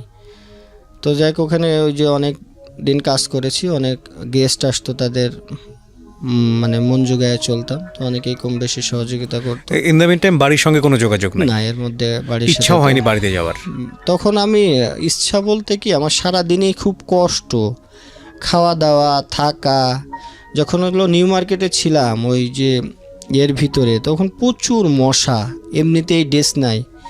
আর যে মশার মানে সারা সকালবেলা উঠে দেখতাম যে প্রচণ্ড গা হাত পা জলে, মশায় এই পরিমাণ করছে। আর নিচে তো খুব অন্ধকার ছিল, তখন তো আমি ওখানে পলাই থাকতাম আর কি, শুধু একটু ঘুমানোর জন্য। বাইরে ঘুমাইলে ওই যে বাইর করে দেয়, এটা বাইর করে দেয়, বৃষ্টি হয়। তো মনে হয়নি যে এই যন্ত্রণা সহ্য করার চাইতে অন্তত বাড়িতে গিয়ে তো একটু ঘুমাইতে পারবো? ওই যে একটা জিদ ছিল যে বাবা মা তখন করে নাই, আমার কপালে মনে হয় এই কষ্টটাই লেখা আছে। আর বাসার কথা যে ভাববো, ওই যে বাইর হয়ে চলে আসার পরে মানে সারাদিন দৈনন্দিন কষ্টের কথাই বলতে পারি না। আর পিছন নিয়ে মানে একটু পরে আমার প্রচণ্ড ক্ষুধা, আমি এই খাবারের সন্ধানে ঘুরতেছি, পরে কি করতে হবে এই চিন্তা অনেক পরে। মানে 1 ঘন্টা পরে আমার লাইফে কি হবে সেটা নিয়ে আমি চিন্তিত, সুতরাং ওইখানে আর বাড়ি নিয়ে চিন্তা না, তখন এই ধরনের কোনো চিন্তা ভাবনা নাই। তখন মনে হতো যে কোথাও একটা জায়গায় করব। তো ওখানে চাকরি করার পরে ওই খাবার দাবার, কিন্তু আবাসিক হোটেলগুলোতে খাবারের কোনো সিস্টেম থাকে না। তো যখন ম্যানেজার ছিল, তুমি কি খাওয়া দাওয়া করো না? আমি বললাম যে আমার কাছে টাকা নাই, এটা তো মাস শেষ হইলে বেতন পাবো। আর তখন ওই যারা পুরান যারা ছিল তারা ওই গেস্টের টিপস যে নিতে হয় বা করতে হয়, শহরে তো একটু বেশি দেয়। তো বেশি দিলে খাবার থেকে আমি তো ওই টাকাটা শুধু জমাইতাম, সন্ধ্যার পরে হিসাব করতাম যে একবারে খাইলে যাতে আমার কালকে খাইতে না হয়। তো রাত্রেবেলা আমি একবারে খাবার খাইতাম। আর সারাদিনেও তখন আমার ইনকামও বেশি হতো না, যারা পুরান ছিল ওরা টিপস বেশি পাইতো, ওরা চাইতো। আমি কখনো কারো কাছে ওইভাবে চেতে পারতাম না, কেমন যেন একটু ভেতরে লাগতো। আর অভিজ্ঞতাও ছিল না। তো প্রতিদিন রাত্রেবেলা একবার খাইতাম, ওই একবার খেয়েই আমি সারাদিন কাটাইতাম। তো কিছু কিছু টাকা আমি জমাইতাম। তখন মনে হলো যে আমার পড়ালেখা করতে হবে। এটা হলো প্রায় 6 মাস চলে গেল। তো আশপাশে ওই যখনই ছুটি পেতাম রাত্রেবেলা আমার ডিউটি নিতাম, সব সময় রাতে। সবাই দিনে ডিউটি করার চেষ্টা করে, আর আমি বলতাম যে আমার ডিউটিটা রাতে দেন। তো রাতে ডিউটি করতাম ওই 7টা পর্যন্ত, ওই হোটেল সার্ভিসে কাজ করতাম। সকাল 7টা-8টার পরে সবাই আসার পর আমার ছুটি দিত। তখন আমি এই না ঘুমায়া কী করতাম যে আশপাশে তখন এই স্কুল খুঁজে বেড়াইতাম যে কোথায় ভর্তি হওয়া যায়। তখন নটরডেম কলেজগুলো ওইগুলো আছে, তো ওই সাইডে আমি ঘুরতাম। তো দেখতাম যে সবার পরিবেশ বা অন্যরকম, সবার কাছে তথ্য নিলাম যে নটরডেম কলেজ তো অনেক টিয়ে ব্যাপার, তো এখানে তো অনেক ডিসিপ্লিন আছে বা নিয়ম শৃঙ্খলা অনেক। তো দেখলাম যে এই জায়গায় তো তাইলে আমার হবে না। তো নর্মাল স্কুল কলেজ আমি খুঁজে তখন এইভাবে চিনি না। আমার বিজয়নগর, শান্তিনগর থেকে শুরু করে অনেক রাস্তা, ঢাকাতে অনেক বেশি রাস্তা আমার হাঁটা ভিতরে আছে, অনেক অলিগলি আমি হেঁটেই পার করেছি। আর তখন চেনার বা জানার কোনো যে এইদিকে যায় যে স্কুল পাবো সেই ঠিকানার এমনও জায়গা গেছে যে ওখানে গেছি গিয়ে আর চিনে আসতে পারতেছি না। মানে যেদিকে দু চোখ যায় শুধু খুঁজি যে স্কুল ড্রেস পরা থাকলে তাদের পিছন এরা কোথায় যায়, কিসে পড়ে, এই অনুসরণ করতে আমি করতাম। তখন কি আপনি ইন্টার ফার্স্ট ইয়ারে ভর্তি হওয়ার জন্য? হ্যাঁ, ইন্টার ফার্স্ট ইয়ার ভর্তি হওয়ার জন্য। তো ওখানে একটা কলেজের তথ্য নিলাম যে কেমন লাগে এরকম। আমি তখন 2700 টাকা মতো ভর্তিতে লাগবে। আমি ওখান থেকে এই 2700 টাকা জমানো আমার একটা তখন উদ্দেশ্য হয়ে গেল যে ভর্তি হইতে হলে তো আমার টাকা তো জোগাড় করতে হবে। তো আমি খেয়ে না খেয়ে সবার কাছ থেকে অনুরোধ করে টিপস নিয়ে ওই টাকা আমি 2900 টাকা মতো ওখানে এক ভাই ছিল তার কাছে আমি জমা রাখতাম ওই হোটেলে। তো ভর্তি কনফার্ম করছি আমি হলো ঢাকা কমার্শিয়াল কলেজ ধানমন্ডি এই জায়গায়। ওকে। এই চতুর সাইড ঘুরে আমি এখানেই দেখছি একটা কম, আবার ওই স্কুলটা দেখলাম যে একটা বাগান টাগার মতো, তো সরকারি, তাইলে তো অনেক সুযোগ সুবিধা পাবো। তো তখন আমি কমার্সের ব্যাকগ্রাউন্ডে ছিলাম, তা আবার এটা কমার্শিয়াল কলেজ ছিল। তো ওখানে গিয়ে তথ্য নিলাম যে 2700 টাকা লাগবে। আমি খুব খুশি যে এই টাকা তো আমার কাছে আছে, আমি এখানে ভর্তি হইতে পারবো। তো স্কুলটা তত জাঁকজমক, কলেজটা তত জাঁকজমক দেখলাম না, বললাম যে তাইলে মনে হয় এখানে আমার একটু সুযোগ টুযোগ হবে। তো দারোয়ানের কাছ থেকে আমি সব তথ্য নিলাম কেমনে কী করণ যায়। তো ফর্মও আমি কিনে নিয়ে গেলাম, গিয়ে খুব খুশি ওই হোটেলে ফেরত গেলাম। ভর্তি ফর্ম? হ্যাঁ, ভর্তি ফর্ম নিয়ে গেলাম। তো ওখানে খুব আনন্দ লাগে যে আমি ভর্তি হব। ভর্তি হয়ে ওখানে যাওয়ার পরে সেই যে ভাইয়ের কাছ থেকে আমি টাকাটা জমা রাখছিলাম, গিয়ে দেখি উনি ওখান থেকে টাকা পয়সা নিয়ে চলে গেছে চাকরি বাকরি ছেড়ে। তো ওই ভাইয়ের অনেক খুঁজে বেড়াইছি যে ভাই আমার টাকাটা লাগবে। ম্যানেজারে বললাম যে ভাই এরকম আমি তো ওনার কাছে টাকা রাখছিলাম। তো যাক, ওনাকে আমি আর খুঁজে পাই নাই। তো সেইবারও আমার আর টাকার জোগাড় হয় নাই, ওই বছরও আমার ড্রপ আউট আছে। শুধু এইটুকুর জন্য আপনার এই একটা বছর ড্রপ আউট? তো পরে ওই জায়গায় আর ওই ওনার যে জীবন গল্প, প্রিয় শ্রোতা, এটা উনি বলে যাচ্ছেন ধারাবাহিকভাবে, কিন্তু আপনারা যদি অনুভব করতে পারেন একটা রাতের কষ্ট, একটা মোমেন্টের কষ্ট, একটা দিনের কষ্ট, তাহলে ওনার জীবন গল্প দিয়ে একটা সিনেমা বানানো সম্ভব। It's a story, unbelievable story. এই জন্যই আমরা বলি জীবন নাটকের চেয়েও নাটকীয়। যখন টাকাটা নিয়ে গেল তখন আমি অনেক ওই ম্যানেজারকে বললাম যে ভাই এরকম, ওনার কাছ থেকে তো আমি টাকা জমা রাখছি। তো ম্যানেজার বললো দেখো এগুলো তো তোমাদের মতো আসে যায়, ওর হিসাবে চাকরি ছেড়ে চলে গেছে। তো অনেক জায়গায় তার যা পরিচয় ছিল ওই আশপাশে আমি মনে করলাম যে সে হয়তো হোটেলে কাজ টাজ করবে। তো অনেক জায়গায় খুঁজলাম, তো পেলাম না। এদিকে ভর্তির সময়ও পার হয়ে গেল। তো মনের কষ্টে ওই হোটেলের ওইদিকে কাজটা ছেড়ে দিয়ে যে আমার তাহলে তো আর কোথায় ডেট আছে দেখলাম যে তখন সবগুলোই ডেট 2-5 দিনের মধ্যেই সবগুলো কলেজেরই ভর্তির সময় শেষ হয়ে যাবে। তো যাক, সে বছর আমার আর ভর্তি হতে পারলাম না, টাকাও আর জোগাড় করতে পারি নাই। পরে আমি ওই জায়গা ছেড়ে আমি চলে গেলাম যে না, এইটাতে 10 টাকা 5 টাকা দিয়ে আমার আসলে হচ্ছে না, আমার টাকাটা জোগাড় করতে হবে। তো নয় 3,000 টাকা 2700 টাকা আমার কাছে একটা চ্যালেঞ্জ মনে হলো। তো তখন আমি চলে গেলাম ওই জায়গার থেকে করে বাদামতলি, যে ওই ফল টল ভ্যানে টেনে করে দিলে আমি কিছু টাকা পাবো। তো বাদামতলি যখন ওই ফলের যে কার্টুনগুলো থাকে, কার্টুনগুলো ভ্যানে টেনে উঠাই দিলে বা একটু বাইরে দিয়ে আসলে, এক কথায় তখন হলো আমি লেবারের যে কাজটা আমি তখন শুরু করলাম। তো ওখান থেকে কাজ টাজ করার পরে অনেক দিন, প্রায় 1,000-2,000 টাকা। তো এর মধ্যে এই যে ঘুমানোর যে বিষয়গুলো ছিল, এগুলো হলো রাত্রে কিন্তু অনেক ঢাকা শহরে আমি অনেক হেঁটে কাটাইছি। যে ঘুমানোর জায়গা নাই, যে কোনো জায়গা দাঁড়াইলে বা একটু সুযোগ পাইলে যেখানে ঘুমাইলে এটা হয়তো উঠাই দিছে। তো বাদামতলি যখন কাজ টাজ করি তখন একজনের সাথে হলো যে তুমি এই কাজটা না করে তুমি একটা ব্যবসা করো। তো ব্যবসা আমি কিভাবে করবো? এই যে ফল নিয়ে তুমি যদি বেচো তাহলে তোমার তো টাকা নাই। তো তখন উনি ওই যে কাজ করলাম কিছুদিন, কাজ করার পরে সদরঘাটে আমার কিন্তু অনেক দিন আমার ঘুমানোর আছে। সদরঘাটে কোথায় ঘুমাতেন? এই স্টেশনের এই ইয়েগুলোতে, মানে যেখানে একটু সুযোগ পাইতাম যে ফাঁকা জায়গা, এই জায়গায় কেউ কিছু বলবে না, তাহলে সেখানে থাকি। হয়তো কিছুক্ষণ পরে বকাঝকা করলে উঠে চলে গেছি। তো টাকাগুলো তখন আমি এই প্যান্টের যে ভাঁজ থাকে, আর রাত্রেবেলা থাকলে আমাদের কাছে ওই ছিনতাইয়ের বিষয়গুলো 2-3 জন ধরে টাকা পয়সা নিয়ে নিত। তখন আমি ওই প্যান্ট এই বেল্টের নিচ দিয়ে একটা কেটে ওর ভিতরে যে ডাবল সেলাই থাকতো ওর ভিতরে আমি গুছাই রাখতাম। প্যান্টের নিচে যে ভাঁজ থাকে এইটার ভিতরে টাকা ঢোকা রাখতেন? হ্যাঁ, তখন রাখতাম, যাতে আর সারাদিন মনে করেন যে যাই হোক আমার ওই টাকার প্রতি একটা থাকতো, যে টাকা জমাতে হবে আমাকে ভর্তি হওয়ার জন্য। 700-800 টাকা যখন হলো তখন আমি 1 কার্টন ওই যে আপেল নিয়ে একজনের কাছ থেকে পাল্লা টাল্লা কিনে আমি তখন ব্যবসার জন্য, এখন ওই এলাকায় তো হবে না, তখন চলে আসলাম এই যে শহীদ সরোয়ার্দী মেডিকেল কলেজের এই সামনে। তো ওখানেও দেখলাম যে এক ধরনের, এখানে বসলে উঠাই দেয়, এখানে বসলে উঠাই দেয়, করতে দেয় না। এই জায়গায় চলে আসার উদ্দেশ্য হলো এই যে কলেজটা আমার আশপাশে আছে, আমি যা কিছু করব, যেহেতু এটা ধানমন্ডির ওই যে কমার্শিয়াল কলেজটা, তখন যে এই আশপাশেই আমার একটা অবস্থান করতে হবে।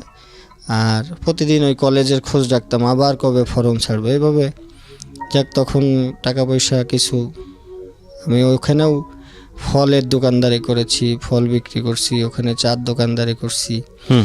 তো দিন রাত পরিশ্রম করতে করতে আমার পুরা জন্ডিস হয়ে যায়। জন্ডিস যখন হয়ে গেল তখন ওই যে ডাব পড়া, কেউ কবিরাজি বুদ্ধি দেয়, এইটা বুদ্ধি দেয়, ওখানে থাকতে থাকতে তখন কয়েকজনের সাথে পরিচয় হয়েছে। তো আমার এই যে 2 হাত এখনও কাটা আছে, তো কবিরাজের বুদ্ধিতেই আমার 2 হাত কাটতে হয়েছে যে জন্ডিস নামাবে। আমার এই যে 2 সাইডে এখনো কাটা, কিন্তু এই যে আপনার শরীর থেকে জন্ডিস নামাবে? হ্যাঁ, জন্ডিস কবিরাজের বুদ্ধিতে কাটতে হয়েছে। হ্যাঁ, হলুদ হয়ে গেছে। আচ্ছা। তো তখন ওই যারা বুদ্ধি দেয়, কেউ ডাব পড়া দেয়, কেউ গাছ বেঁধে দেয়, বেঁধে দিলে আমার 72 ঘন্টার মধ্যে জন্ডিস ভালো হয়ে যাবে। তো জন্ডিস আর ভালো হয় না। এখন ওই যে 7 রাস্তা এখানে এক কবিরাজ ছিল, উনি হাতে গাছ বেঁধে দিবে। গাছ বেঁধে দিলে আমার 2 হাত একদম মাংস খসে যাওয়ার মতো অবস্থা। এই যে 2টা এখনো কিন্তু স্পট আছে, হ্যাঁ, 2 পাশে দেখতে পাচ্ছি। তো এই 2টা স্পট 2 বার বাঁধলো যে তোমার জন্ডিস অনেক বেশি হয়ে গেছে, এটা তোমার একটাতে হবে না, 2টা বাঁধতে হবে। তো 2টা বাঁধলাম, প্রচুর যন্ত্রণা করে। তো তারপরে জন্ডিস ভালো হলো না, তো বললো যে আমার দ্বারা এটা হবে না। তো মোহাম্মদপুর তাজমহল রোডে ওখানে একজন ডাব পড়া দেয়, তার কাছে গেলাম। তো যে যেখানে যাইতে বলে সেখানেই আমি যাই, আমার জন্ডিস আর ভালো হয় নাই। তো তখন হলো, কারণ সারা রাত ওই যে দোকানদারি করতাম, দিনে ফল বেচতাম, এই খাওয়া দাওয়ার ঠিক নাই, ঘুমানোর ঠিক নাই, তো এইটার কারণেই মূলত আমার জন্ডিসটা হয়ে গেছে। তারপর আমার লক্ষ্য ছিল যে আমার ওই 3000 টাকা আমাকে জোগাড় করে আমার, আর তখন আমি ওই যে সামনে এই যে মুক্তিযুদ্ধে একটা ছিল, শহীদ সরোয়ার্দীর সামনে মুক্তিযুদ্ধে একটা বিল্ডিং ছিল, এখন এটা ভেঙে অনেক বড় হয়ে গেছে। ওইটার পাশেই আমি কিছুদিন একটা বক্স মতো করে কাঠ দিয়ে একটা বড় 3-4 হাত জায়গা মতো নিয়ে, তো যাই হোক তখন আমার কিছু টাকা হয়েছিল, তো একটা বক্স মতো করে ওই ফল টল যে রাখতাম, আর ভিতরে কাউকে জানাইতে দিতাম না, রাত্রেবেলা চুপ করে ওই বক্সের ভিতরে গিয়ে আমি ঘুমাই থাকতাম।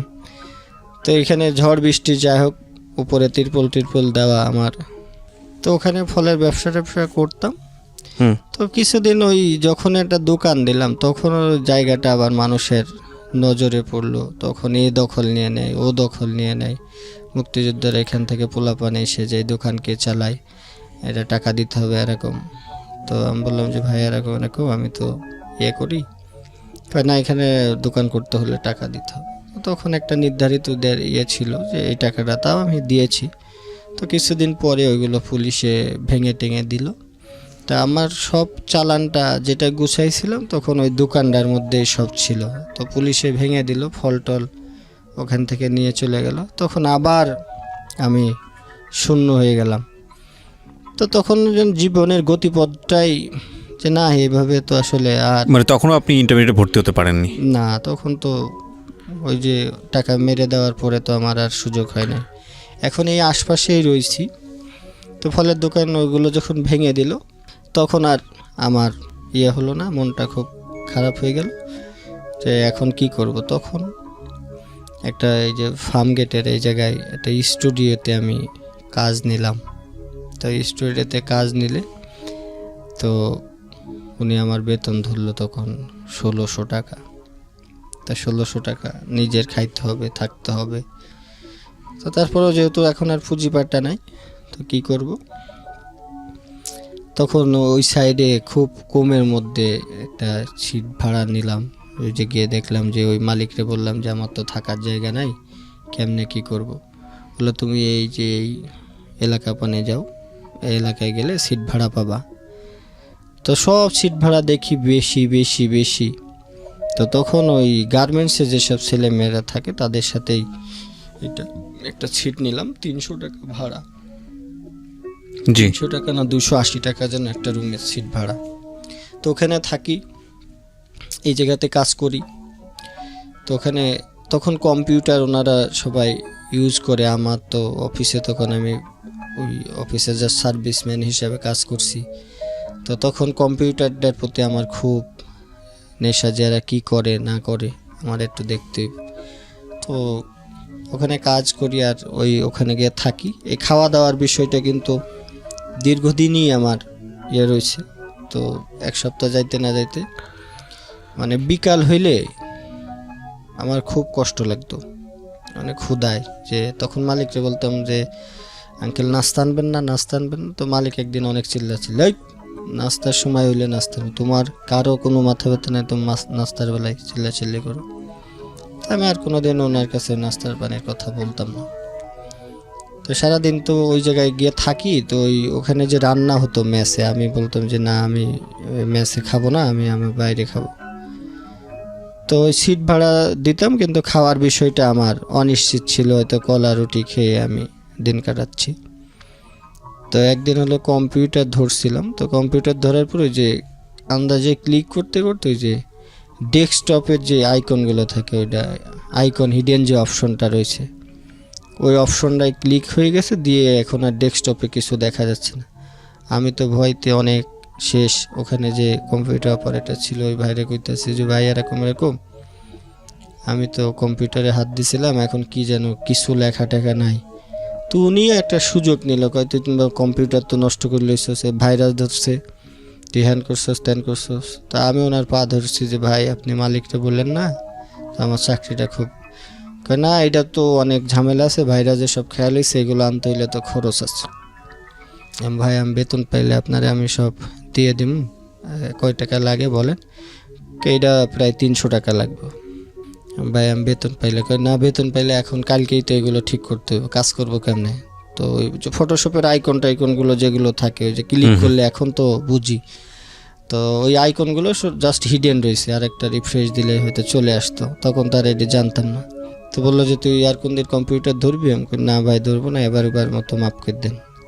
ঠিক আছে, আমি 300 টাকা দিচ্ছি, দিয়ে এটা ঠিক করে আনতেছি, তুই মালিকের কাছ থেকে টাকা নিয়ে আমার আজকে কালকের মধ্যে। তো মালিকেরকে অনেক রিকোয়েস্ট করে যে আঙ্কেল আমার 300 টাকা লাগবে।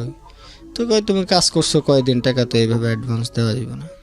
তো মালিকও দেয় না, ওনারও বলি যে ভাই আপনি একটু, আমি তো টাকা দিয়ে কম্পিউটার ঠিক করছি।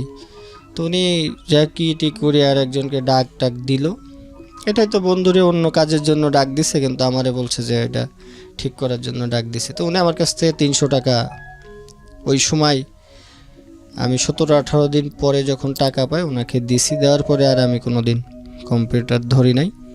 তো তখন আমার মনে হলো যে এই কম্পিউটারটা আমার শিখতে হবে। তো এখন 9টায় আমার ডিউটি হয় ওই স্টুডিওতে, আর এদিকে স্টুডিও উনি মাঝে মাঝে ভিডিও করতে পাঠায়, এইটা করতে পাঠায়। তো ডিউটি ছিল সকাল 9টার থেকে রাত্র 10টা পর্যন্ত দোকান খোলা থাকবে। এরপরেও আমার উনি 10টা-11টা পর্যন্ত আমাকে খাটাইছে। তো খাটানোর পরে তখনও কিছু মনে করি নাই। তখন মনে হতো যে কম্পিউটারটা জানলে ওই যে অপারেটর ভাইয়ের যে বেতন, তখন ওই অপারেটরের বেতন ছিল মানে 2800 টাকা, 2800 বা 3200। আমি যদি শিখতে পারতাম, ওই অপারেটরের কত রেসপেক্ট করে মালিক, তার যা বলে তাই শুনে। আর আমার তখন মনের মধ্যে আমার খুব কষ্ট যে কম্পিউটারটা যদি আমি জানতাম। তো ওনার কাছে জানতে চাইতাম যে ভাই এটা কী দিয়ে কাজ করেন, কেমনে করেন। তো উনি এগুলো শিখাইতে চাইতো না, তাই এগুলো বহুত কঠিন কাজ, আমরা এটার ইঞ্জিনিয়ার ইডা সিডা বলে আমাকে দাবায় রাখতো যে এটা করো ওইটা করো। আমরা মূলত অফিসে এখন যেগুলো করি, যে পিয়ন বা যারা সহকারী থাকে তাদেরকে, যারা ভালো এক্সপার্ট আছে এরা সহজেই এখনও আমাদের ভিতরে এই কাজগুলো করে, যে সে শিখে গেলে হয়তো আমার কদর কমে যাবে। কিন্তু আসলে আমি জানি না এগুলো কতটুকু সত্য। তো ওনারা যখন কাজ করতো মনে হতো কম্পিউটারটা কী যেন একটা জিনিস, তারা আমাকে ধরতেই দেয় না, আশপাশে আসতেই দেয় না। যদি একদিন কম্পিউটার অনটাও আমাকে করতে বলছে, তা আমার সে খুশি মনে হয় আর পৃথিবীতে কেউ হয় নাই, যে আজকে কম্পিউটারটা তো অন্তত আমি অন করতে পারছি। তো তখন করলাম যে ওই ডিউটি শেষে ছুটি, তখন মানুষ যখন খুব বেশি অসহায় হয় তখন সমাজের সব মানুষই সুযোগ নেয়। ওনাদের সপ্তাহে একদিন ছুটি আছে, কিন্তু আমি 30 দিনই আমাকে ডিউটি করতে হয়, 30 দিনই ডিউটি করতে হয়। তো এরকম 3-4 মাস ওখানে ডিউটি করার পরে আমি কিছু টাকা ওখানে জমানোর পরে যে ওই জায়গাতে আমি আর চাকরি করব না। তো তখন আমি এই ফার্মগেট এই এরিয়া ছেড়ে চলে গেলাম মিরপুর 10-এ। মিরপুরে কাজ করার পরে ওখানে আমার কিছু প্রমোশন হলো, যে আমি যেহেতু একটা স্টুডিওতে কাজ করেছি, ওই জায়গায় আমি মিরপুর ডিজিটাল কালার ল্যাব ওইটার নাম। তো ওখানে আমি কাজ যখন জয়েন করলাম, যে স্টুডিওর কোনো কাজই তো আমি পারি না, ছবি টবিগুলো তুলতে পারি, এগুলো একটু ভালো আমার জানা আছে। তো ওখান থেকে একটা আসলো যে আমি কম্পিউটারটা, তখন একটা ভাই ছিল যে এরকম, তখন শুধু ছবিটা কাটতে পারলেই হলো আর প্রিন্টটা দিতে পারলে এইটাই একটা স্টুডিওর বড় একটা প্রসেসিং ছিল। তো আমি এক ভাই ছিল ইঞ্জিনিয়ার ফুজির, ওনাকে আমার কাছে টাকা ছিল তখন 700, ওনাকে আমি দিলাম যে ভাই আপনি আপনার পায়ে পড়ি, আপনি আমার এই কাজটা শিখাই দেন। শিখাই দিলে আমার এখানে আমি যে কয়দিন আসি, দেখো আমি তো থাকবো না, বাইরে চলে যাবো, আমি তোমাকে শিখাই দেবো লালন, তোমার আমি কথা দিচ্ছি। আমাকে ভাই প্লিজ, ঠিক আছে তুমি কাজের সময়, মালিক থাকলে তো ঝামেলা করবে, তখন মালিক যখন না থাকবে, ভাই এটা একদম সহজ কাজ, তুমি শুধু মাউসটা ঘোরানো আগে শিখো, এরপরে আমি বাকিগুলো। তো উনি যাই হোক আমাকে একটু সুযোগ দিল, পরে কম্পিউটারটা উনি আমাকে শিখাইছে ছবি টবি এডিট করা। এরপরেই যাই হোক আমি একটু তখনই হলো সমাজে একটু দাঁড়াইলাম, তখন আমি ওই জায়গায় বেতন পাই। বেতন পাওয়ার পরে যেহেতু আমি এখানে পিয়ন হিসাবে কাজ জয়েন করলাম, তো ওই জায়গায় যেহেতু আমি মর্যাদা পাবো না, হালকা একটু কম্পিউটার যেহেতু শিখছি, তখন আমি ওই জায়গায় শিফট করে আবার চলে গেলাম ওই যে মিরপুর 1-এর ওই সাইডে এশিয়া স্টুডিও নামে এখনও আছে ওইটা, ওখানে আমি কাজ জয়েন করলাম। তখন ওরা আমার বেতন ধরলো 3800 টাকা, একটু প্রমোশন আরও একটা হলো। তো তখন যাক এইভাবে করতে করতে 1 বছর পরে আমি কলেজে ভর্তির আবার সুযোগ আসলো। তখন আমি বাসা ওই সাইডে না নিয়ে, যেহেতু এই ফার্ম গেটে আমি তখন থাকতাম তেজকুনি পাড়াতে, তো তখন আমি ওই ঢাকা কমার্শিয়াল কলেজে ভর্তি হওয়ার সুযোগ পেলাম।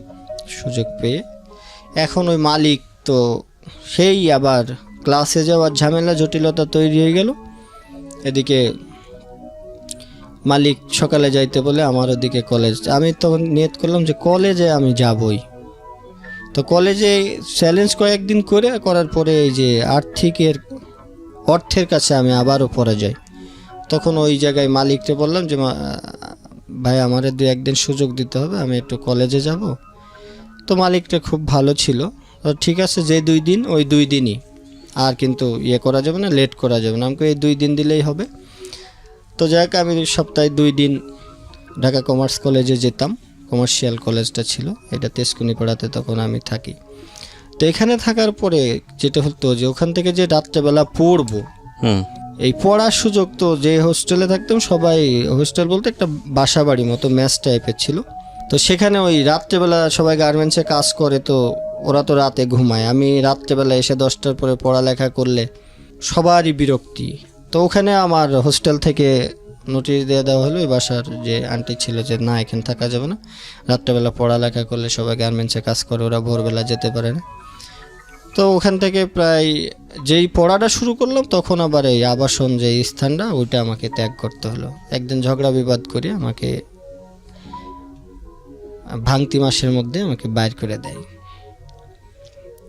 যেখানে তো থাকা যাবে না এই ব্যাপার। উনি ঢাকা শহরে সবাই একটু প্রফেশনাল, তো সেখানেও আবার যেহেতু ঢাকা শহরে ম্যাচ পাওয়া যায়, আমি অন্য জায়গায় ম্যাচ নিলাম, ওই 4-5 দিন পরে জটিলতা। তো তখন চিন্তা করলাম যে বাসার সাথে যেখানে ওই মানে রোডের যে লাইটগুলো জ্বলে এমন একটা বাসা নিব, যাতে ওই লাইটের এটা আমি জানলার পাশে যাতে থাকলে, এইটা খুঁজে মনের মতো তো আসলে বাসা পাওয়াও কষ্ট।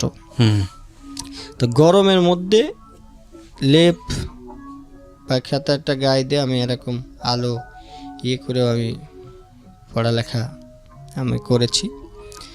তো এই কলেজেও টিচাররা কিন্তু সেই 7-8 যে ঘটনাগুলো এখানেও ক্লাসে যায় না, অপমান অপদস্থ। তো আমি খ শাখায় ছিলাম, আমার রোল ছিল এখানে 90 আর 91 ছিল আর একটা মেয়ে। তো মেয়েটা একটু পাগলি টাইপের ছিল আর কি, সবাই বলতো। তোর সাথে আমার খুব মিল, ওর কাছ থেকে আমি তথ্য নিতাম। আর এখানে তো যাওয়া হয় নাই। তো যাক, প্রথম পরীক্ষা দ্বিতীয় সময় পরীক্ষা দিয়ে যখন ইন্টারমিডিয়েট ফার্স্ট ইয়ার শেষ হয়ে যাবে, পরীক্ষা দিয়েছি আমি, কিন্তু আমার সব খাতায় দেখাইছে অ্যাবসেন্ট। তো আমি রেজাল্ট নিতে গিয়ে দেখি যে আমি পরীক্ষাই বলে দিই না, আমি টোটাল ফেল। তা আমি সে প্রিন্সিপাল স্যারের কাছে আমি গিয়ে বললাম যে স্যার আমি পরীক্ষা দিছি। কয় না, তোমার প্রেজেন্টই তো নাই। আমি স্যার প্রেজেন্ট নাই, ঠিক আছে স্যার আমি কাজ করি এই জন্য স্যার আমি আসতে পারি নাই। তো ওই স্যারটার এটা আমার মনে হয় ভাগ্যটা অনেকটা ভালো। তো ওই স্যার আমার কোনো কথাবার্তা শুনলো না, যে সব স্যারে কি তোমাকে ফেল দিছে। আমি কই স্যার দেখেন, শুধু একটা সিগনেচার না স্যার, আমি অনেক পড়ে তারপরে এতগুলো সাবজেক্ট পরীক্ষা দিয়েছি স্যার, কোনোভাবে একটা সুস্থ মানুষের পক্ষে এই ভুল হবে। উনি আমার কথা শুনে নেয়, যেহেতু আমি ক্লাসে যাই না, এইটা একটা আমার সবচাইতে বড় অপরাধ যে আমি ক্লাসে যাই না। তো স্যার আমার কথা শুনে নাই। তো ওখানে এখন ওই স্যারটার হয়তো আমার ওইবার রেজাল্ট হয় নাই, 7-8 দিন পরে আমার ভাগ্যটা খুবই ভালো আমি বলবো, ওখানে নতুন প্রিন্সিপাল স্যার আসলো। এই ঘটনাটা কিন্তু আমার এর আগের লাইফেও একবার ঘটেছে। তো স্যার সবাই ক্লাসে যাচ্ছে, সেকেন্ড ইয়ার উঠে গেছে, আমি ফার্স্ট ইয়ারে এখনও রেজাল্ট আটকানো। তো এই নতুন স্যার আসলে কিন্তু যে কোনো একটা হেড অফ ডিপার্টমেন্ট যদি কেউ থাকে, সে নতুন আসলে পরিবেশ অনেকটাই সে যাচাই বাছাই করার জন্য চেষ্টা করে। তা আমি ওই ওনার রুমের সামনে দিয়ে বারবার আপ ডাউন করি, ঢোকার দ্বারান্ত ঢুকতে দেয় না, নতুন স্যার আসছে। তো উনি ফলো করে যে যখন উনি নামাজের সময় বাইরে হবে তখন ধরছি, স্যার এরকম এরকম, তুমি কি কলেজের স্টুডেন্ট? আমি জি স্যার। কী সমস্যা, তুমি ক্লাসে না গিয়ে? আমি কই স্যার আমার ফার্স্ট ইয়ারে আমি পরীক্ষা দিছি, কিন্তু সব স্যার আমাকে অ্যাবসেন্ট দেখাইছে, আমি পরীক্ষা দিই নাই। পরে কয় তুমি কথা কি বুঝে বলতেছো, যে স্যারদের বিরুদ্ধে কথা বলতেছো, যে স্যারদের সাথে কি তোমার শত্রুতা আছে? আমি না স্যার আমি পরীক্ষা দিছি। পরীক্ষা দিলে তোমার এক স্যারে হয়তো অ্যাবসেন্ট দেখাবে, আর অ্যাবসেন্ট দেখানো হয়তো ফেল করছো তাই জন্য হয়তো ফেল দেখাইছে, অ্যাবসেন্ট দেখাইছে বলছে কি? আমি স্যার গণহারে সবগুলোতেই আমাকে অ্যাবসেন্ট দেখানো হয়েছে। পরে বললো যে তুমি এখানে দাঁড়াইলো, দিয়ে আমার যে পরীক্ষার সময় হাজিরা খাতা, ওই খাতাটা নিয়ে আসেন। পিওনালিকা বিশ্ববিদ্যালয়ে ওখানে পড়ছিল। তো অ্যাকাউন্টিংয়ের দিন আমার যে ওই একটা ফ্রেন্ড ছিল পিছনে, ও বারবার বলতেছিল যে তুই আমার এই হিসাব বিজ্ঞানটা দেখাবি, ওর সাথে আমার একটা কন্টাক্টই ছিল, ঠিক আছে তোকে দেখাবো। তো হিসাব বিজ্ঞানটা আমি অনেক ভালো পারতাম, কারণ কমার্সেও আমি ছিলাম। 9-10 যখন পড়েছি তখন আমি কমার্সে ছিলাম। তো ওকে দেখাইতে গিয়ে আমার দুর্ভাগ্যবশত আমার থিওরি লেখার পরে অঙ্ক 2-1টা করার পর ওকে দেখাইতে গিয়ে আমার খাতাটা কেড়ে নেয়। হ্যাঁ, হলে আমার খাতাটা কেড়ে নিছে। তো আমি 1 ঘন্টা পরে যখন পরীক্ষা দিয়ে বাইর হয়ে চলে আসছি, সব মানুষজন আমার মুখ পানে চেয়ে রয়েছে, এই এক্সপেল করছে কেন, বা খাতা হয়েছে কেন, ইডা সিডা। তো মানুষের মানে আমি তো কানতে কানতে বাইর হয়ে গেছি, স্যারে আমার কাছ থেকে খাতা নিয়ে নিছে, আমার খাতা দেয় নাই। তো উনি আমাকে বললো যে তোমাকে এক্সপেল করলাম না, কিন্তু তুমি পরীক্ষার হলে আর একজনকে দেখাচ্ছ। তো আমি কানতে কানতে বাইর হয়ে গেলাম, চলে গেলাম 1 ঘন্টার ভিতরে। তখন তো চতুর সাইডে গার্ডিয়ানরা থাকে, মানুষের অনেক রকম প্রশ্ন, মনে হয় নকল করতে গিয়ে ধরা পড়ছে, করতে গিয়ে ধরা পড়ছে, ও করতে গিয়ে ধরা পড়ছে। তো তারপর যাক ওখান থেকে বাইর হইলাম, রেজাল্টটাও অন্যান্য পরীক্ষাগুলো দিলাম চুপচাপ। যে দেওয়ার পরে তখন আমার এই হলো 2009 সালে আমার ইন্টারমিডিয়েট শেষ হলো। তখন আমার 2টা ডিগ্রি অর্জন হয়ে গেল। এরপর থেকে আমি যে পিছনের যে পারিপার্শ্বিক অবস্থানগুলো চিন্তা করলাম, করার পরে আমি এই পথ শিশুদের নিয়ে আমি তখন কাজ করা শুরু করলাম।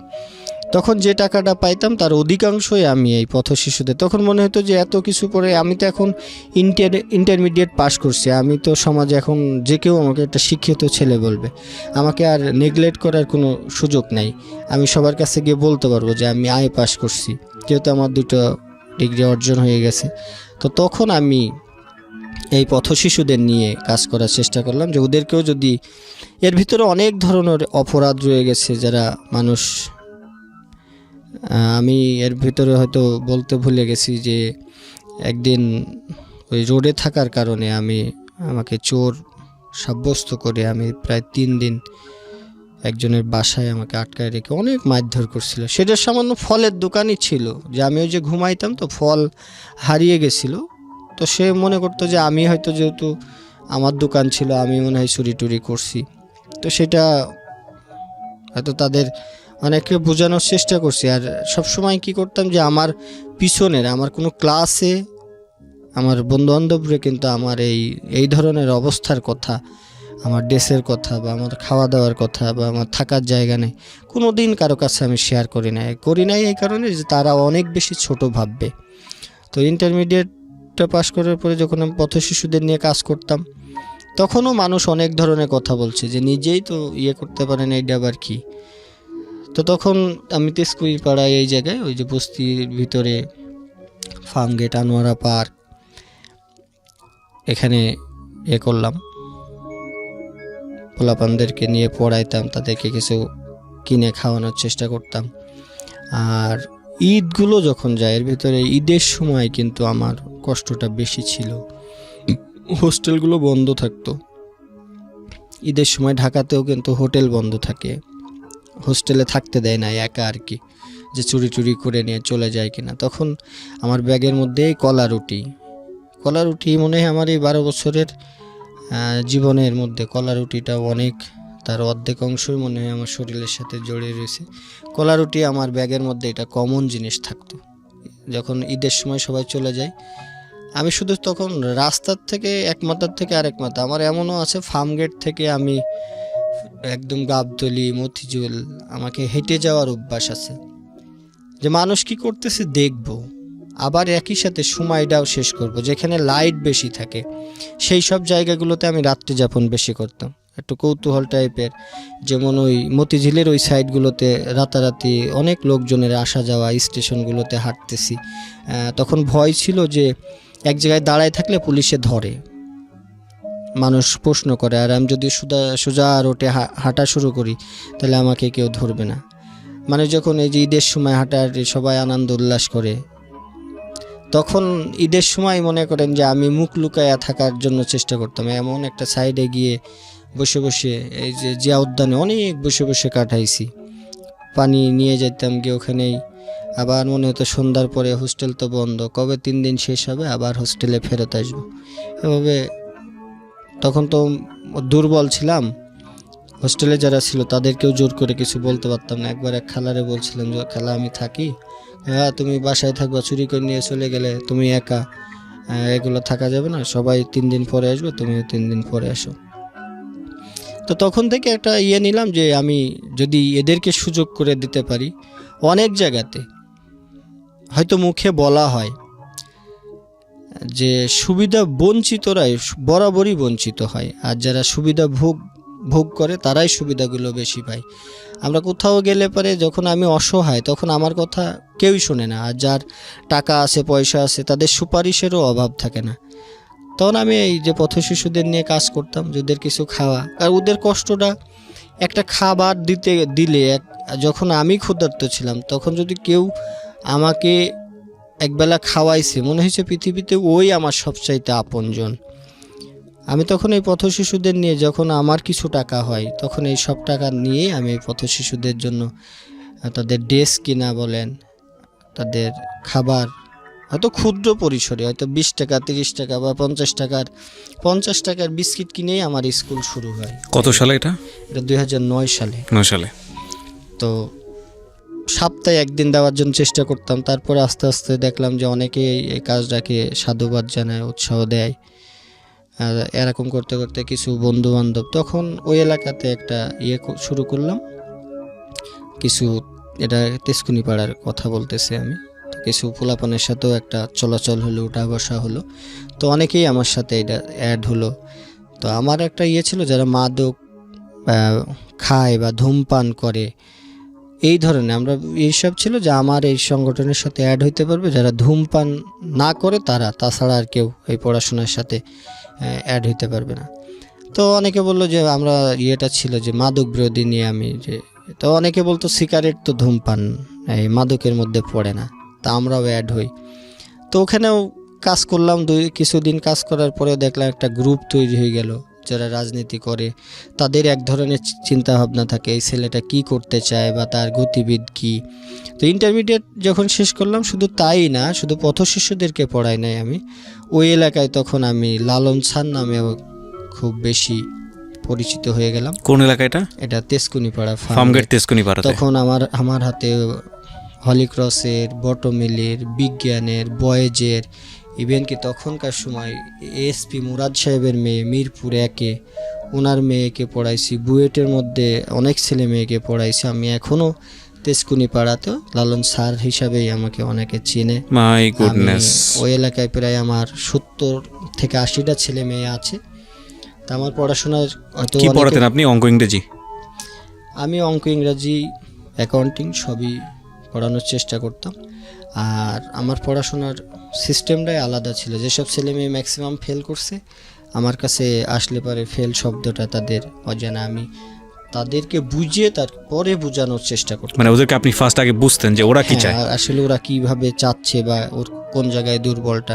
আমি সবসময় এইটা বলতাম যে এই যে ফেজ ইন্ডেক্স অফ মাইন্ড, তাদের অনেক সময় আছে যে রুট লেভেলে যারা থাকে বা একদম নর্মাল ফ্যামিলি, অনেক টিচার আছে যে সে পারে না, কিছুই বোঝাইতে পারে না, অথচ সে মারে। আমি সবসময় যে টিচাররা কোনো স্টুডেন্টকে ধমক দেয় বা মারধর বেশি করে, আমি মনে মনে ক্যালকুলেশন করতাম যে এই টিচারটার ভিতরে দুর্বলতা আছে।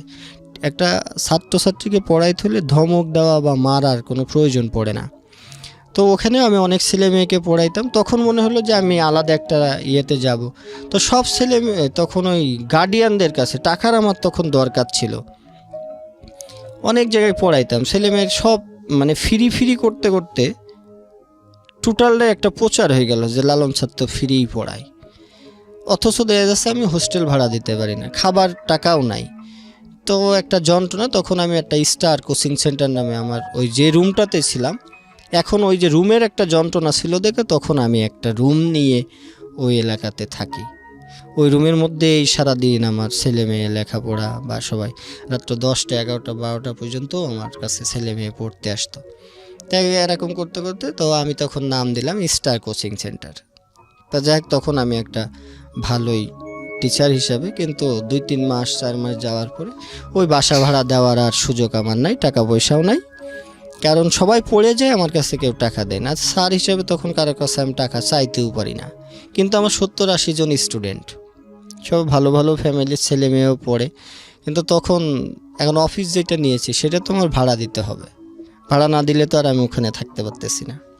তা যাক, আস্তে আস্তে ওই কোচিং সেন্টারটা আমি তখন ওই যে এসপি মুরাদ সাহেবের মেয়েকে যখন পড়াইতে যাইতাম মিরপুর, ওনার কাছ থেকে কিছু টাকা পাইতাম। তো বাইরের তখন টিউশনি নেওয়া শুরু করলাম, যে তখন আর এই কোচিং সেন্টারটা আমি ধরে রাখতে পারলাম না। এরপরেই আমার হলো এইবার ভর্তি হতে হবে আমার অনার্স। এখান থেকে তো টাকা পাচ্ছি না, আবার অনার্সে ভর্তি হতে হবে। তো অনার্সে ভর্তি হব, তখন হলো যে ওই কাজগুলো করতে গিয়ে দেখতাম যে যখন বস্তির মধ্যে যেতাম অনেক মানুষ নির্যাতিত হয়, বা সুদের ব্যবসা সুদের উপর যারা টাকা নেয় তাদের উপর কী ধরনের অত্যাচার হয়। তো এইগুলো ক্যালকুলেশন করতে করতে মেন্টালিটিটা পুরোটাই ঘুরে গেল। তো তখন আমার চিন্তা ভাবনা হলো যে না, আমি যদি এদের পাশে যদি আমি দাঁড়াইতে পারতাম তাইলে মনে হয়, তখন ছোটোবেলায় স্বপ্ন ছিল ডাক্তার হব, যে মানুষকে সেবা করব। এখন মনে হলো যে এদের পাশে দাঁড়াইতে পারে কারা, বা কি করলে প্রশাসনকে কিভাবে এদের পাশে এদের সহযোগিতা করে। অনেক ধরনের ইয়াবা ব্যবসা বলেন, তখন তো ইয়াবা ছিল না, এই যে হিরোইন টিরোইন ইডা সিডা এটা প্রকাশ্যে বিক্রি হচ্ছে, তারপরেও প্রতিবাদ করার এইটার জন্য একটা ফ্যামিলিতে মারামারি কাটাকাটি, অথচ প্রশাসন তো সবই জানে। তাইলে এক শ্রেণীর লোককে তারা আগে ধরে নিয়ে যাচ্ছে, যে রোডের পাশে হিরোইন বেচে বা গাঁজা বেচে তাকে ধরে নিয়ে যাচ্ছেন। যে হিরোইন বা গাঁজাটা এই সমাজে সাপ্লাই দিচ্ছে তাকে কিন্তু ধরে না, তার সাথেই দেখবেন যে প্রশাসনের বা সমাজের ঊর্ধ্বতন ব্যক্তিদের উঠা বসা, কারণ টাকার কাছে মানে সবাই কিন্তু নত হয়ে গেছে। তো তখন হলো আমি এই কার্যক্রমটা আস্তে আস্তেভাবে চালাইতে থাকি, পথ শিশুদের নিয়ে কাজ করি। তখন তেজকুনিপাড়ায় একটা স্কুল ইস্টাবলিশ করে ফেললাম এরকম টিন শেড দিয়ে। সেই স্কুলটাও কিছুদিন পরে ওই জায়গায় যারা ব্যবসা ট্যাবসা করে বা ইয়াবা ব্যবসা ট্যাবসা, তখন তো মানে কথা কি মাদক ব্যবসা যারা করে তারা ওই জায়গাটা দখল করে নিল। তো তখন আমার আবার একটা শত্রু তৈরি হয়ে গেল। শত্রু কী টাইপের? তো 70-80 জন যখন ছেলে মেয়ে আমি পড়াইতাম, তো তখন তো উঠতি বয়সের মেয়েরা আমার কাছে পড়তো। তো এখানে কেউ ওই মেয়েদের হয়তো একটা রিলেশন থাকে, প্রেম থাকে, বা এইসব কারণে যদি আমি ওইসব বকাঝকা করছি বা মারছি, তো এইটার কারণেও কিন্তু আমার ওই এলাকাতে অনেক অপমান অপদস্থ হয়েছে। ওই যে কোনো একটা ফল পায়ে পায়ে করে যে আপনার পড়ানোর কাজ পড়াইবেন, ওই যে ওরা যে লেভেলে বয়সে ছেলেমেয়েরা প্রেম করে, ওদের বয়ফ্রেন্ড যারা থাকে আর কি, বা তাদের বড় ভাই যারা আছে, কারণ ওই তেজকুনিপাড়ার জায়গাটা ছিল কিন্তু খুবই, এখনও পর্যন্ত ওই জায়গাটা মানে ওই ধরনের না। এটা 500-1000 টাকায় ওই সব সাইডে মানুষকে মানে মেরে ফেলতেও দ্বিধাবোধ করবে না। তো যে আমার একটা ছিল, ওই মেয়েটা হলো গার্মেন্টসে জব করতো আর কি। তো আমার সাথে যখন তার পরিচয় হয়, তখন সে ক্লাস 3 পর্যন্ত পড়ার পরে অল্প বয়সে তার বিয়ে টিয়ে হয়ে যায়। তো তাকে আমি, যে আমার সাথে এই কাজ করলে, তাকে আমি 800 টাকা বেতন দিলাম যে তুমি কাজ করো, গার্মেন্টস ছেড়ে দাও, তোমাকেও আমি পড়ালেখা করাবো, আর যদি তুমি আমার সাথে থাকো হয়তো তোমার পড়ালেখা হবে, এই যে মানুষগুলো শিখবে। তো তাকে আমি প্রতিদিন পড়াইতাম, পড়ানোর পরে ওকে 800 টাকা বেতন দিল। ওই মেয়েটাও অনেক বেশি পরিশ্রম করছে আমার কাজের সাথে, ছেলে মেয়েদেরকে পড়ানো। তো তখন আমরা চিন্তা করলাম যে আমাদের তো কোনো সোর্স অফ ইনকাম নাই, তাহলে আমরা কিভাবে এটা করা যায়। তো তখন আমি ওই মেডিকেলের blood test, diabetes test, pressure, এইগুলো একদিন জিয়া উদ্যানে গেছি, তখন দেখি যে এইগুলো করে এই যে জিয়া উদ্যান। তো আমি তখন আমার লক্ষ্য ছিল যে না, এরা তো করতেছে, এটা কী হিসাবে করে। তো ওখানে গিয়ে আমি কয়েকদিন ঘোরাঘুরি করে নিজেই তাদের টেস্টগুলো দেখার চেষ্টা করতাম। তো একদিন এগুলো সবই শেখা হলো। শেখার পরে এগুলো কোথায় পাবো, কিভাবে পাবো, ওই মেয়েটাকে নিয়ে আমি বললাম যে এইগুলো নিয়ে যদি আমরা জিয়া উদ্যানে কাজ করি তাহলে তো আমরা কিছু আয় করতে পারবো সেইটা দিয়ে। তো যাক, ওই মেয়েটার সাথে সর্বশেষ আমার সম্পর্কটা যখন সে মনে হয় এবার ইন্টার পাস করছে, আমি তার হাতে করে অনেকেরই, আমি ওই লেভেলেও যারা ছিল তাদের, এরকম সমাজে অনেকেই আছে যাদেরকে আমি উন্মুক্ত হতে নিজের টাকা দিয়েও ভর্তি করে দিয়েছি, পড়াইছি। তো একটা আপনি হলো একটা সমাজের মধ্যে যখন একটা মেয়েকে সাপোর্ট দিতে যাবেন, এটার কিন্তু বড় ধরনের একটা ইফেক্ট আপনার ঘাড়ের উপর পড়ে যায়, যে ওর কি লাভ, ওর কি স্বার্থ। তো ওই মেয়েটার সাথে, ওই মেয়েটাকে সব তখন বলেছিলাম যে কখনোই একটা জিনিস আমার সাথে মিথ্যা বলবা না, আর যদি তুমি করতে চাও তাহলে কখনো যেহেতু প্রেমটা করো না, তাইলে হয়তো আমাদের এই কাজের উপরে বড় ধরনের ইফেক্ট পড়বে। তো মেয়েটা যখন লেখাপড়ায় ম্যাট্রিকটা পাশ করলো, তখন তার চাহিদাটা সে আর নিজেকে আর কি কন্ট্রোল করতে পারলো না। তোর কারণে কিন্তু আমি ওই জায়গাতে প্রচুর মার খাইছি।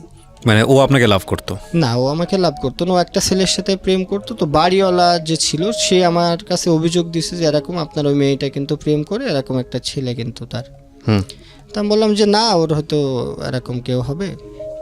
তো এইটার পরে সে বললো আমার সাথে একটা মোটামুটি রাগারাগি। তো একদিন গেছি, গিয়ে আমি বিচার করতে গিয়ে, যেহেতু ওখানে তখন ছাড়ছিলাম, আমার কথার একটা মূল্যায়ন ছিল। বিচার করতে গিয়ে ওই যে আমার কিছু ছাত্রীদের হয়তো বয়ফ্রেন্ডরা ওখানে ছিল, বিচারটা পুরা আমার প্রতি মনে করেন যে বেশ, যে আপনার কি, তখন আমার ওখানে অনেক মারধর আমি খাইছি ওই মেয়েটার। তো তারপরে ওই সব কারোর প্রতি আমার কিন্তু কোনো ক্ষোভ নাই। যে তখন ওই মেয়েটাকে বলে আসলাম যে দেখো, তুমি হয়তো একটা জীবনে শিক্ষা দিলা, এটাও আমার একটা শিক্ষা, এটা আমি অর্জন করে গেলাম। এই এলাকাতে হয়তো এখন আমার একটা দুর্নাম হয়ে যাবে, তবে সম্মান যদি আল্লাহ দেয় বা আমার চেষ্টা থাকে, তাহলে এগুলো আবার আমার রিকভারি হয়ে যাবে। তো তখন আমি ওই এলাকাটা অনেক দিন আমি তখন ওই যে জিয়া উদ্যানে মেডিকেলের সার্ভিসটা করি, আর এদিকে একটা স্টুডিওতে ওই আবার আগের জীবনে ফেরত গেলাম যে এইসব পড়ালেখা বন্ধ, ছেলে মেয়েকে আর পড়াবো না। তখন ওই সকালবেলা মেডিকেলে কাজ করাইতাম আর টাইপের কাজ প্র্যাকটিস করলাম, তখন টাইপ কম্পিউটার টাইপ। যেহেতু আমাদের সময়গুলো একেবারে শেষের দিকে চলে আসছে, আমি কিছু জিনিস এখানে একটু সাম আপ করতে চাই প্রিয় শ্রোতা। যে আমি বলেছিলাম যে এই ভদ্রলোক এখন কোথায় আছে আপনাদেরকে একটু জানানোর জন্য। ওনার লাইফে যে স্ট্রাগল, সে স্ট্রাগলের স্প্যানটা আপনারা দেখেছেন, এবং সেটা 2 ঘন্টায় নট পসিবল, আসলে অত ইন ডিটেলে যাওয়া পসিবল না। তারপরেও আমাদের সর্বোচ্চ চেষ্টা ছিল বোঝানোর জন্য। The most important thing is that উনি অনার্স করেছেন, উনি মাস্টার্স করেছেন, এবং শুধু অনার্স মাস্টার্স করেননি, উনি ঢাকা বিশ্ববিদ্যালয় থেকে একটা পার্টিকুলার সাবজেক্টে উনি মাস্টার্স করেছেন। আপনি অনার্স মাস্টার্স করেছেন ওয়ার্ল্ড ইউনিভার্সিটি থেকে, রাইট? কোন সাবজেক্টে? অ্যাকাউন্টিংয়ে। এলএলবি। উনি লতে হচ্ছেন অনার্স মাস্টার্স করা, এলএলবিতে, এবং মাস্টার্স করার পর আপনি ঢাকা বিশ্ববিদ্যালয়ে কিসে পড়েছেন? আমি ওখানে ওই ভিকটিমোলজি অ্যান্ড রেস্টোরেটিভ জাস্টিসের উপরে মাস্টার্স করেছেন। ভিকটিমদের নিয়ে কাজ করতে পারি, এই ধরনের রিলেটেড সাবজেক্ট। এক্স্যাক্টলি। এবং উনি নিজে যেভাবে ভিকটিম হয়েছেন, ওনার সবচেয়ে বড় সাফল্যের জায়গা হচ্ছে উনি বাংলাদেশে যারা এরকম শিশু আছেন, পথশিশু থেকে শুরু করে যারা এরকম ভিকটিম আছেন, তাদেরকে নিয়ে উনি 9 বছর যাবৎ কাজ করছেন, এবং সেই কাজের রেজাল্টটা কি দাঁড়িয়েছে আপনাদেরকে একটু ছোট করে ওনার মুখ থেকে শোনাই। আপনার সংগঠন বা ইন ডিটেল যদি এখন বলেন যে আপনি কি সার্ভিসটা দেন আসলে। আমি এখন হলো 1 টাকার বিনিময়ে 1 টাকার বিনিময়ে শিক্ষা, চিকিৎসা আর তাদের খাদ্য আর বস্ত্রের ব্যবস্থাটা করছি। আমার ঢাকাতে এখন ওভারঅল 5টা অফিস আছে, সেখান থেকে আমার অনেক ভলেন্টিয়াররা আছে। আমি বাণিজ্য মেলাতেও 4 বার বিনামূল্যে একটা স্বাস্থ্যসেবা ক্যাম্পও আমি দিয়েছি, যেখানে প্রতিদিন 5 থেকে 7 হাজার মানুষ আমাদের কাছ থেকে বিনামূল্যে সেবা নিয়েছে। এটার নামটা কি? এই অপরূপ বাংলাদেশ। অপরূপ বাংলাদেশের ব্যানারে আমি কাজটা করি। আর কত ভলেন্টিয়ার আছে আপনার এই প্রতিষ্ঠানের? আমার এখন 1/2 শতাধিকের বেশি আর কি ভলেন্টিয়ার, যারা এখানে রেগুলার সার্ভিস দেয়। কত লোক সেবা পায় এখানে মান্থলি? এটা হলো আমাদের সেবাটা টোটাল ফ্রি অফ কস্টে থাকে, তো সেখানে আমাদের যে সীমাবদ্ধতা আছে, ওইভাবে আমরা এমনও দিন গেছে যে যখন ভালো থাকে, তো তখন প্রতিদিন সবগুলো কেন্দ্র মিলে আমার ঢাকাতে 53টা থানাতেই আমাদের ফ্রি সার্ভিসের ব্যবস্থা আমরা করেছি। তো প্রতিদিন আমরা 1200 থেকে 1400 লোকের টার্গেট থাকে। আর আমাদের একটা বড় পার্ট হলো আমার প্রায় 4.5 লক্ষ এখন ব্লাড ডোনারের একটা লিস্ট আছে আপনার কাছে। হ্যাঁ, যে কেউ চাইলে আমাদের কাছ থেকে ফ্রি অফ কস্টে ব্লাড নিতে পারে। ব্লাড ডোনার আমরা প্রোভাইড করে থাকি, এনি কাইন্ড অফ গ্রুপ। হ্যাঁ। তো আমাদের হলো ব্লাড নেওয়ার একটা শর্ত হলো যে ওই যে হসপিটালে ভর্তি আছে তার ডকুমেন্টস আমাদেরকে দেখাতে হবে বা ওয়ার্ড নাম্বার, এরপর আমাদেরকে মেসেজ করলে আমরা দিয়ে দিই। আর আমরা এখন বস্ত্র বিতরণ থেকে শুরু করে যে ডেইলি খাবারেরও একটা পার্ট আমরা রেখেছি, যে 1 টাকায় তাদের শিক্ষা, তাদের চিকিৎসা। এটা কি ডেইলি চলে? ডেইলি বললে আসলে ঠিক হবে না, কারণ আমার তো ওই ধরনের কোনো ফান্ড নাই। আমি এখন লয়ার প্র্যাকটিশনার, শিক্ষানবিশ আইনজীবী হিসেবে কোর্টে যাতায়াত করি, ইনকামও তো বেশি নাই। লোয়ার কোর্টে? হ্যাঁ। আচ্ছা। তো সেখান থেকে যা আয় আসে, আর আমরা ওই যে সেবাগুলো দিতে গেলে আমরা কিছু অনুদান পাই। মানুষ সেবা নিয়ে হয়তো কেউ খারাপ মন্তব্যও করে, কেউ ভালো মন্তব্য করে। অনেকেই যে অনুদানগুলো দিয়ে যায় 5 টাকা, 10 টাকা, 20 টাকা, 50 টাকা, 100 টাকা, সেখান থেকেই আমরা এই অদ্যাবধি যা সেবা দিয়েছি সবগুলো ওই ফান্ড থেকেই আমরা এই সেবাগুলো দিতেছি। তো এই জন্য আমি বলি যে সেবামূলক কাজ করার জন্য আসলে অর্থের দরকার নাই, প্রত্যেকটা মানুষেরই সহযোগিতা এখানে থাকে। ফার্স্ট আমরা হসপিটালগুলো, আমাদের যারা ক্লিনিকগুলো আছে, এরা মূলত আমাদেরকে বেশি এন্টি থাকে, কারণ আমরা যখন ফ্রি সেবাগুলো দিতে যাই তারা বাধাগ্রস্ত করে। অনেক জায়গায় ক্যাম্প দিলে আমাদেরকে বসতে দেওয়া হয় নাই। আমি এবারও একটা ওই যে বঙ্গবন্ধু নগর সেবা কেন্দ্র নামে একটা অনুমোদনের জন্য ঢাকার বিভিন্ন জায়গাতে যে ফ্রি ক্যাম্প বসানোর জন্য 1 টাকায় সেবা, যেখানে মানুষ রেগুলার গিয়ে সেবাটা নিতে পারবে, এই ধরনের একটা অনুমোদনের জন্য প্রায় 6-7 মাস ধরে বিভিন্ন সিটি কর্পোরেশনের থেকে আমি চেষ্টা করতেছি, কিন্তু এখনও পাই নাই। দিচ্ছে না তারা বিভিন্ন অজুহাতে। কেন দিচ্ছে না, কী কারণে দিচ্ছে না আসলে জানি না। তো ঢাকা ডিএমপির থেকে আমার কাজ করার জন্য পারমিশন নেওয়া আছে। অনেক সময় ছেলে মেয়ে মেডিকেলে গেলে অনেকে প্রশ্ন করে যে মেডিকেল স্টুডেন্টকে না, আমরা যে ধরনের সার্ভিসগুলো দিই সব তো মেডিকেল স্টুডেন্ট দিয়ে আসলে কাজগুলো করানো যায় না। এটা আমরা সেবামূলক কাজের জন্য পাঠাইছি, এখানে মেডিকেলের একটা জটিলতা, বড় বড় প্রতিষ্ঠানের কাছে আমাদের পরাজিত হতে হয়। তারপরেও এখনও হাল ছাড়ি নেয়, আমাদের সব ভলেন্টিয়ার যারা আছে তারা খুব স্মুথলি কাজ করতেছে। ঢাকার বিভিন্ন জায়গাতে আমরা প্রতিদিন খাবার দেওয়ার জন্য চেষ্টা করতেছি, বস্ত্র দেওয়ার জন্য চেষ্টা করি। তো খাবারটা দিলে পরে কি হয় যে ওই যারা কাজ করে তারা আসলে ওই যে আমি জানি তো যে পেটের ক্ষুধা না মিটিয়ে কেউ শিক্ষা নিতে চায় না। এই জন্য আমি খাবারটা দিয়ে বলি যে 1 ঘন্টা পড়াশোনা করলে পরে আমরা খাবারটা দিব, যারা না পড়বে তাদেরকে খাবারটা দিব না। তো আমি যখন কষ্ট করছি খাবারের, তখন আমি বুঝছি যে খাবারটা দিলে পারে সে যে কোনো শর্ত মেনে নিতে রাজি। কারণ যারা পথে থাকে বা পথশিশু যারা, তারা মূলত খাবারটাকে বেশি প্রাধান্য দেয়, বস্ত্রটাকেও তারা এত বেশি গুরুত্ব দেয় না, শিক্ষাটাকেও তারা এত বেশি গুরুত্ব দেয় না। আমি তাদের ভিতরে একটা জনসচেতনতা তৈরির জন্য মূলত এই শিক্ষা এবং খাবারের ব্যবস্থাটা করার চেষ্টা করতেছি। ফাইন, আপনাকে আসলে কি প্রশ্ন করবো সে প্রশ্ন খুঁজে পাচ্ছি না, টু বি অনেস্ট। কারণ আপনাকে যত প্রশ্নই করব আমি জানি যে সেই প্রশ্নগুলোর করে আপনার যে গল্পটা, মানে এটা আসলে একটা সাগরের মধ্যে ছোট্ট একটা বালিকণার মতো হলো আজকে। এবং একদিনের গল্পই তো আসলে ঘন্টাখানেক পার হয়ে যাওয়ার কথা, যে কষ্ট আপনি জীবনে করেছেন। তো গল্প না, জীবনের একটা বাস্তব কাহিনী, যদি বাস্তবতা। যেহেতু 12 বছর আমি বিভিন্ন জায়গায় ঘাত প্রতিঘাত, হয়তো অনেক কিছু বলি নাই বা এড়িয়ে গেছি বা সময় স্বল্পতার কারণে বলা হয় নাই, যেগুলো শুধু যদি মানুষ এইটুকু চিন্তা করে যে একটা ড্রেস আমাকে কয়েকটা দিন গায়ে শুকাইতে হয়েছে বা 3 দিন পানি খেয়ে জীবনযাপন করতে হয়েছে, সেখান থেকে আমার এই পথশিশুদের নিয়ে কাজ করা, এটা আমি কখনোই চিন্তা করি নাই যে আমার একটা অর্গানাইজেশন হয়ে যাবে বা আমি অর্গানাইজেশন চালাবো। তখন মনে হয়েছে একটা কাজ করতে হবে, তাদেরকে একটু কিছু শিক্ষা দিতে হবে। সেই জিনিসটাই হয়তো আল্লাহ এমনভাবে দাঁড় করাইছে যে আমার মনে হয় ভবিষ্যতে আমার এই যে আমি আইন পেশার সাথেও যাচ্ছি, আমি তাদের সাথে এখন আমি ওইটার সাথে আবার অ্যাড করে দিয়েছি যে 1 টাকায় আইনি সহায়তা প্রদান। তো গরিব মানুষের পাশে থেকে তাদের সত্যতা বা তাদের ন্যায্য অধিকারটা প্রতিষ্ঠা করার লক্ষ্যে আমি মূলত এখন আমি প্রতিবাহিত হচ্ছি। আচ্ছা, আমি একটু জানতে চাই যে অপরূপ বাংলাদেশ কেউ যদি ব্যক্তিগতভাবে হেল্প করতে চায়, আমি যত জানি এটা গভর্নমেন্ট রেজিস্টার একটা এনজিও এখন রাইট নাও, নাকি ফাউন্ডেশন?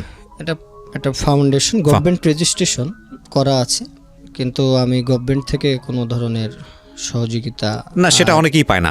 কিন্তু আমি জানতে চাচ্ছি যে যেহেতু এটা রেজিস্টার্ড, সো কেউ যদি এখানে কোনো হেল্প করতে চায় ব্যক্তিগতভাবে বা কোনো জায়গা থেকে যদি কোনো সংস্থা থেকে হেল্প করতে চায়, তারা যোগাযোগ করবে কোথায়? আমাদের যোগাযোগের ঠিকানা হলো অপরূপ বাংলাদেশ, 4/A ইন্দিরা রোড, মাহবুব প্লাজা, 6ষ্ঠ তলা, ফার্মগেট, ঢাকা। প্রিয় শ্রোতা, আমাদের চ্যানেলটি ইউটিউবে থাকবে, এখান থেকে আপনারা ঠিকানা দরকার হলে আবারও শুনতে পাবেন। আমাদের ইউটিউবের ঠিকানা হচ্ছে www.youtube.com/DFM904। আমি আবারও বলছি www.youtube.com/DFM904। আমি আবারও আপনাকে রিকোয়েস্ট করবো ঠিকানাটা বলার জন্য। আমাদের সাথে যোগাযোগ করার ঠিকানা হলো 4/A ইন্দিরা রোড, মাহবুব প্লাজা, ফার্মগেট, 6ষ্ঠ তলা, ঢাকা। জি, ওখানে গিয়ে যোগাযোগ করতে পারে। আপনাদের অফিসের কোনো নাম্বার দিতে চান? অফিসের নাম্বার দেওয়ার আগে আমার একটু বলার আছে, সেটা হচ্ছে এই নাম্বারটা আপনি দিলে এমন হবে যে মানে এই নাম্বার আগামী 2, 4, 6 মাস রিসিভ করে আপনি শেষ করতে পারবেন না। সেই রিস্ক যদি আপনি নেন, আপনি নাম্বারটা দিতে পারেন। যাতে এই ধরনের মনমানসিকতা যদি থাকে, তবে তার আগে আমার কোনো ব্যক্তি বা প্রতিষ্ঠানের সহযোগিতা করার একটা শর্ত হলো, কোনো রকম তাদের ব্যক্তি স্বার্থ বা রাজনীতিক কোনো বিষয় হাসিল করার জন্য যদি কেউ সহযোগিতা করতে চায়, তাইলে আমি এই ধরনের সহযোগিতা নিব না, অদ্যাবধি নিই নাই। আমি কাজ করতে গিয়ে দেখেছি যারা কিছু সহযোগিতা করতে চায় তাদের পিছনে অনেক বড় উদ্দেশ্য থাকে। মানে উদ্দেশ্যবিহীনভাবে যদি হ্যাঁ, আসে এখানে, উদ্দেশ্যবিহীনভাবে যদি পথ শিশুদেরকেই সেবা করার উদ্দেশ্য থাকে তাইলেই যাতে তারা আসে। অনেকে কি করে যে তার ব্যানারটা ইউজ করে তাকে একটা হাইলাইট করে যে আমরা তাকে সে এই কাজটা করতেছে, দুদিন পরে তার পিছনে অনেক বড় উদ্দেশ্য থাকে যে কেউ যদি ভলেন্টিয়ারি করতে আসে এখানে, যদি ভলেন্টিয়ারি করতে থাকলে কোনো সমস্যা নাই। সেক্ষেত্রে অর্থ ছাড়া বা অর্থ দিয়েও আমাদেরকে সহযোগিতা করতে পারবে, আমাদের কাজের সাথে সম্পৃক্ত হতে পারবে। তো যদি আমি এইটুকু সবার কাছে অনুরোধ করব যে পথ শিশুদেরকে নিয়ে যাতে কেউ মানে তার ব্যক্তি স্বার্থ উদ্ধার না করে, চর্চা করার জন্য না আসে। মানুষ খুব বেশি দিন বাঁচবে না, মানুষ তার কর্মের মাঝে বেঁচে থাকে। মানুষ এইটা আমি সবার কাছে প্রত্যাশা করব যাতে তার কর্মগুলো ভালো হোক। আমি কয় বছর বাঁচবো, দেখতে দেখতে আমার 30 বছর আমি পা দিয়ে ফেলছি, হয়তো আর 20 বছর আল্লাহ হায়াত দেবে। তা আমি যদি মানুষের জন্য কিছু করে যেতে পারি সেইটা হয়তো সারা জীবন, যারা আজকে সমাজে তাদের স্মৃতি রেখে গেছে, মাদার তেরেসা বা অন্যান্য যারা আছে, তারা তাদের কর্মের মাঝে বেঁচে রয়েছে, অর্থ ধন সম্পদের মাঝে হয়তো কেউই বেঁচে নাই। তো আমি যারা আপনাদের মাধ্যমে যদি আমাদের সাথে কেউ যোগাযোগ করতে চায় বা সহযোগিতা করতে চায়, একদম নিঃস্বার্থ থাকতে হবে, অন্তরের অন্তঃস্থল থেকে থাকতে হবে। আমি যখন ছোট ছিলাম সেইভাবে আমি আজকে এই প্রতিষ্ঠান, আমার ঢাকাতে সাত প্রায় 4-5টা অফিস রয়েছে। তো আল্লাহ কীভাবে আমাকে এটা দিয়েছে বা আমি এগুলো জানি না, হয়তো আপনাদের দোয়া থাকলে আমি 2 দিন পরে আরও ভালো একটা জায়গায়, যদি আমার লয়ের পার্টটা টোটাল কমপ্লিট হয়ে যায়, আমি অলরেডি রিটেন আমার শেষ হয়ে গেছে, ঈদের পরেই ভাইবা, তো তখন আমি একজন আইনজীবী হিসাবে পরিচিতি পেয়ে যাব। এইটা আমার সবচাইতে বড় প্রাপ্তি। আর আমার উদ্দেশ্য হলো আইন পেশা থেকে যত টাকা আমার আসবে গরিবের জন্য এই 1 টাকায়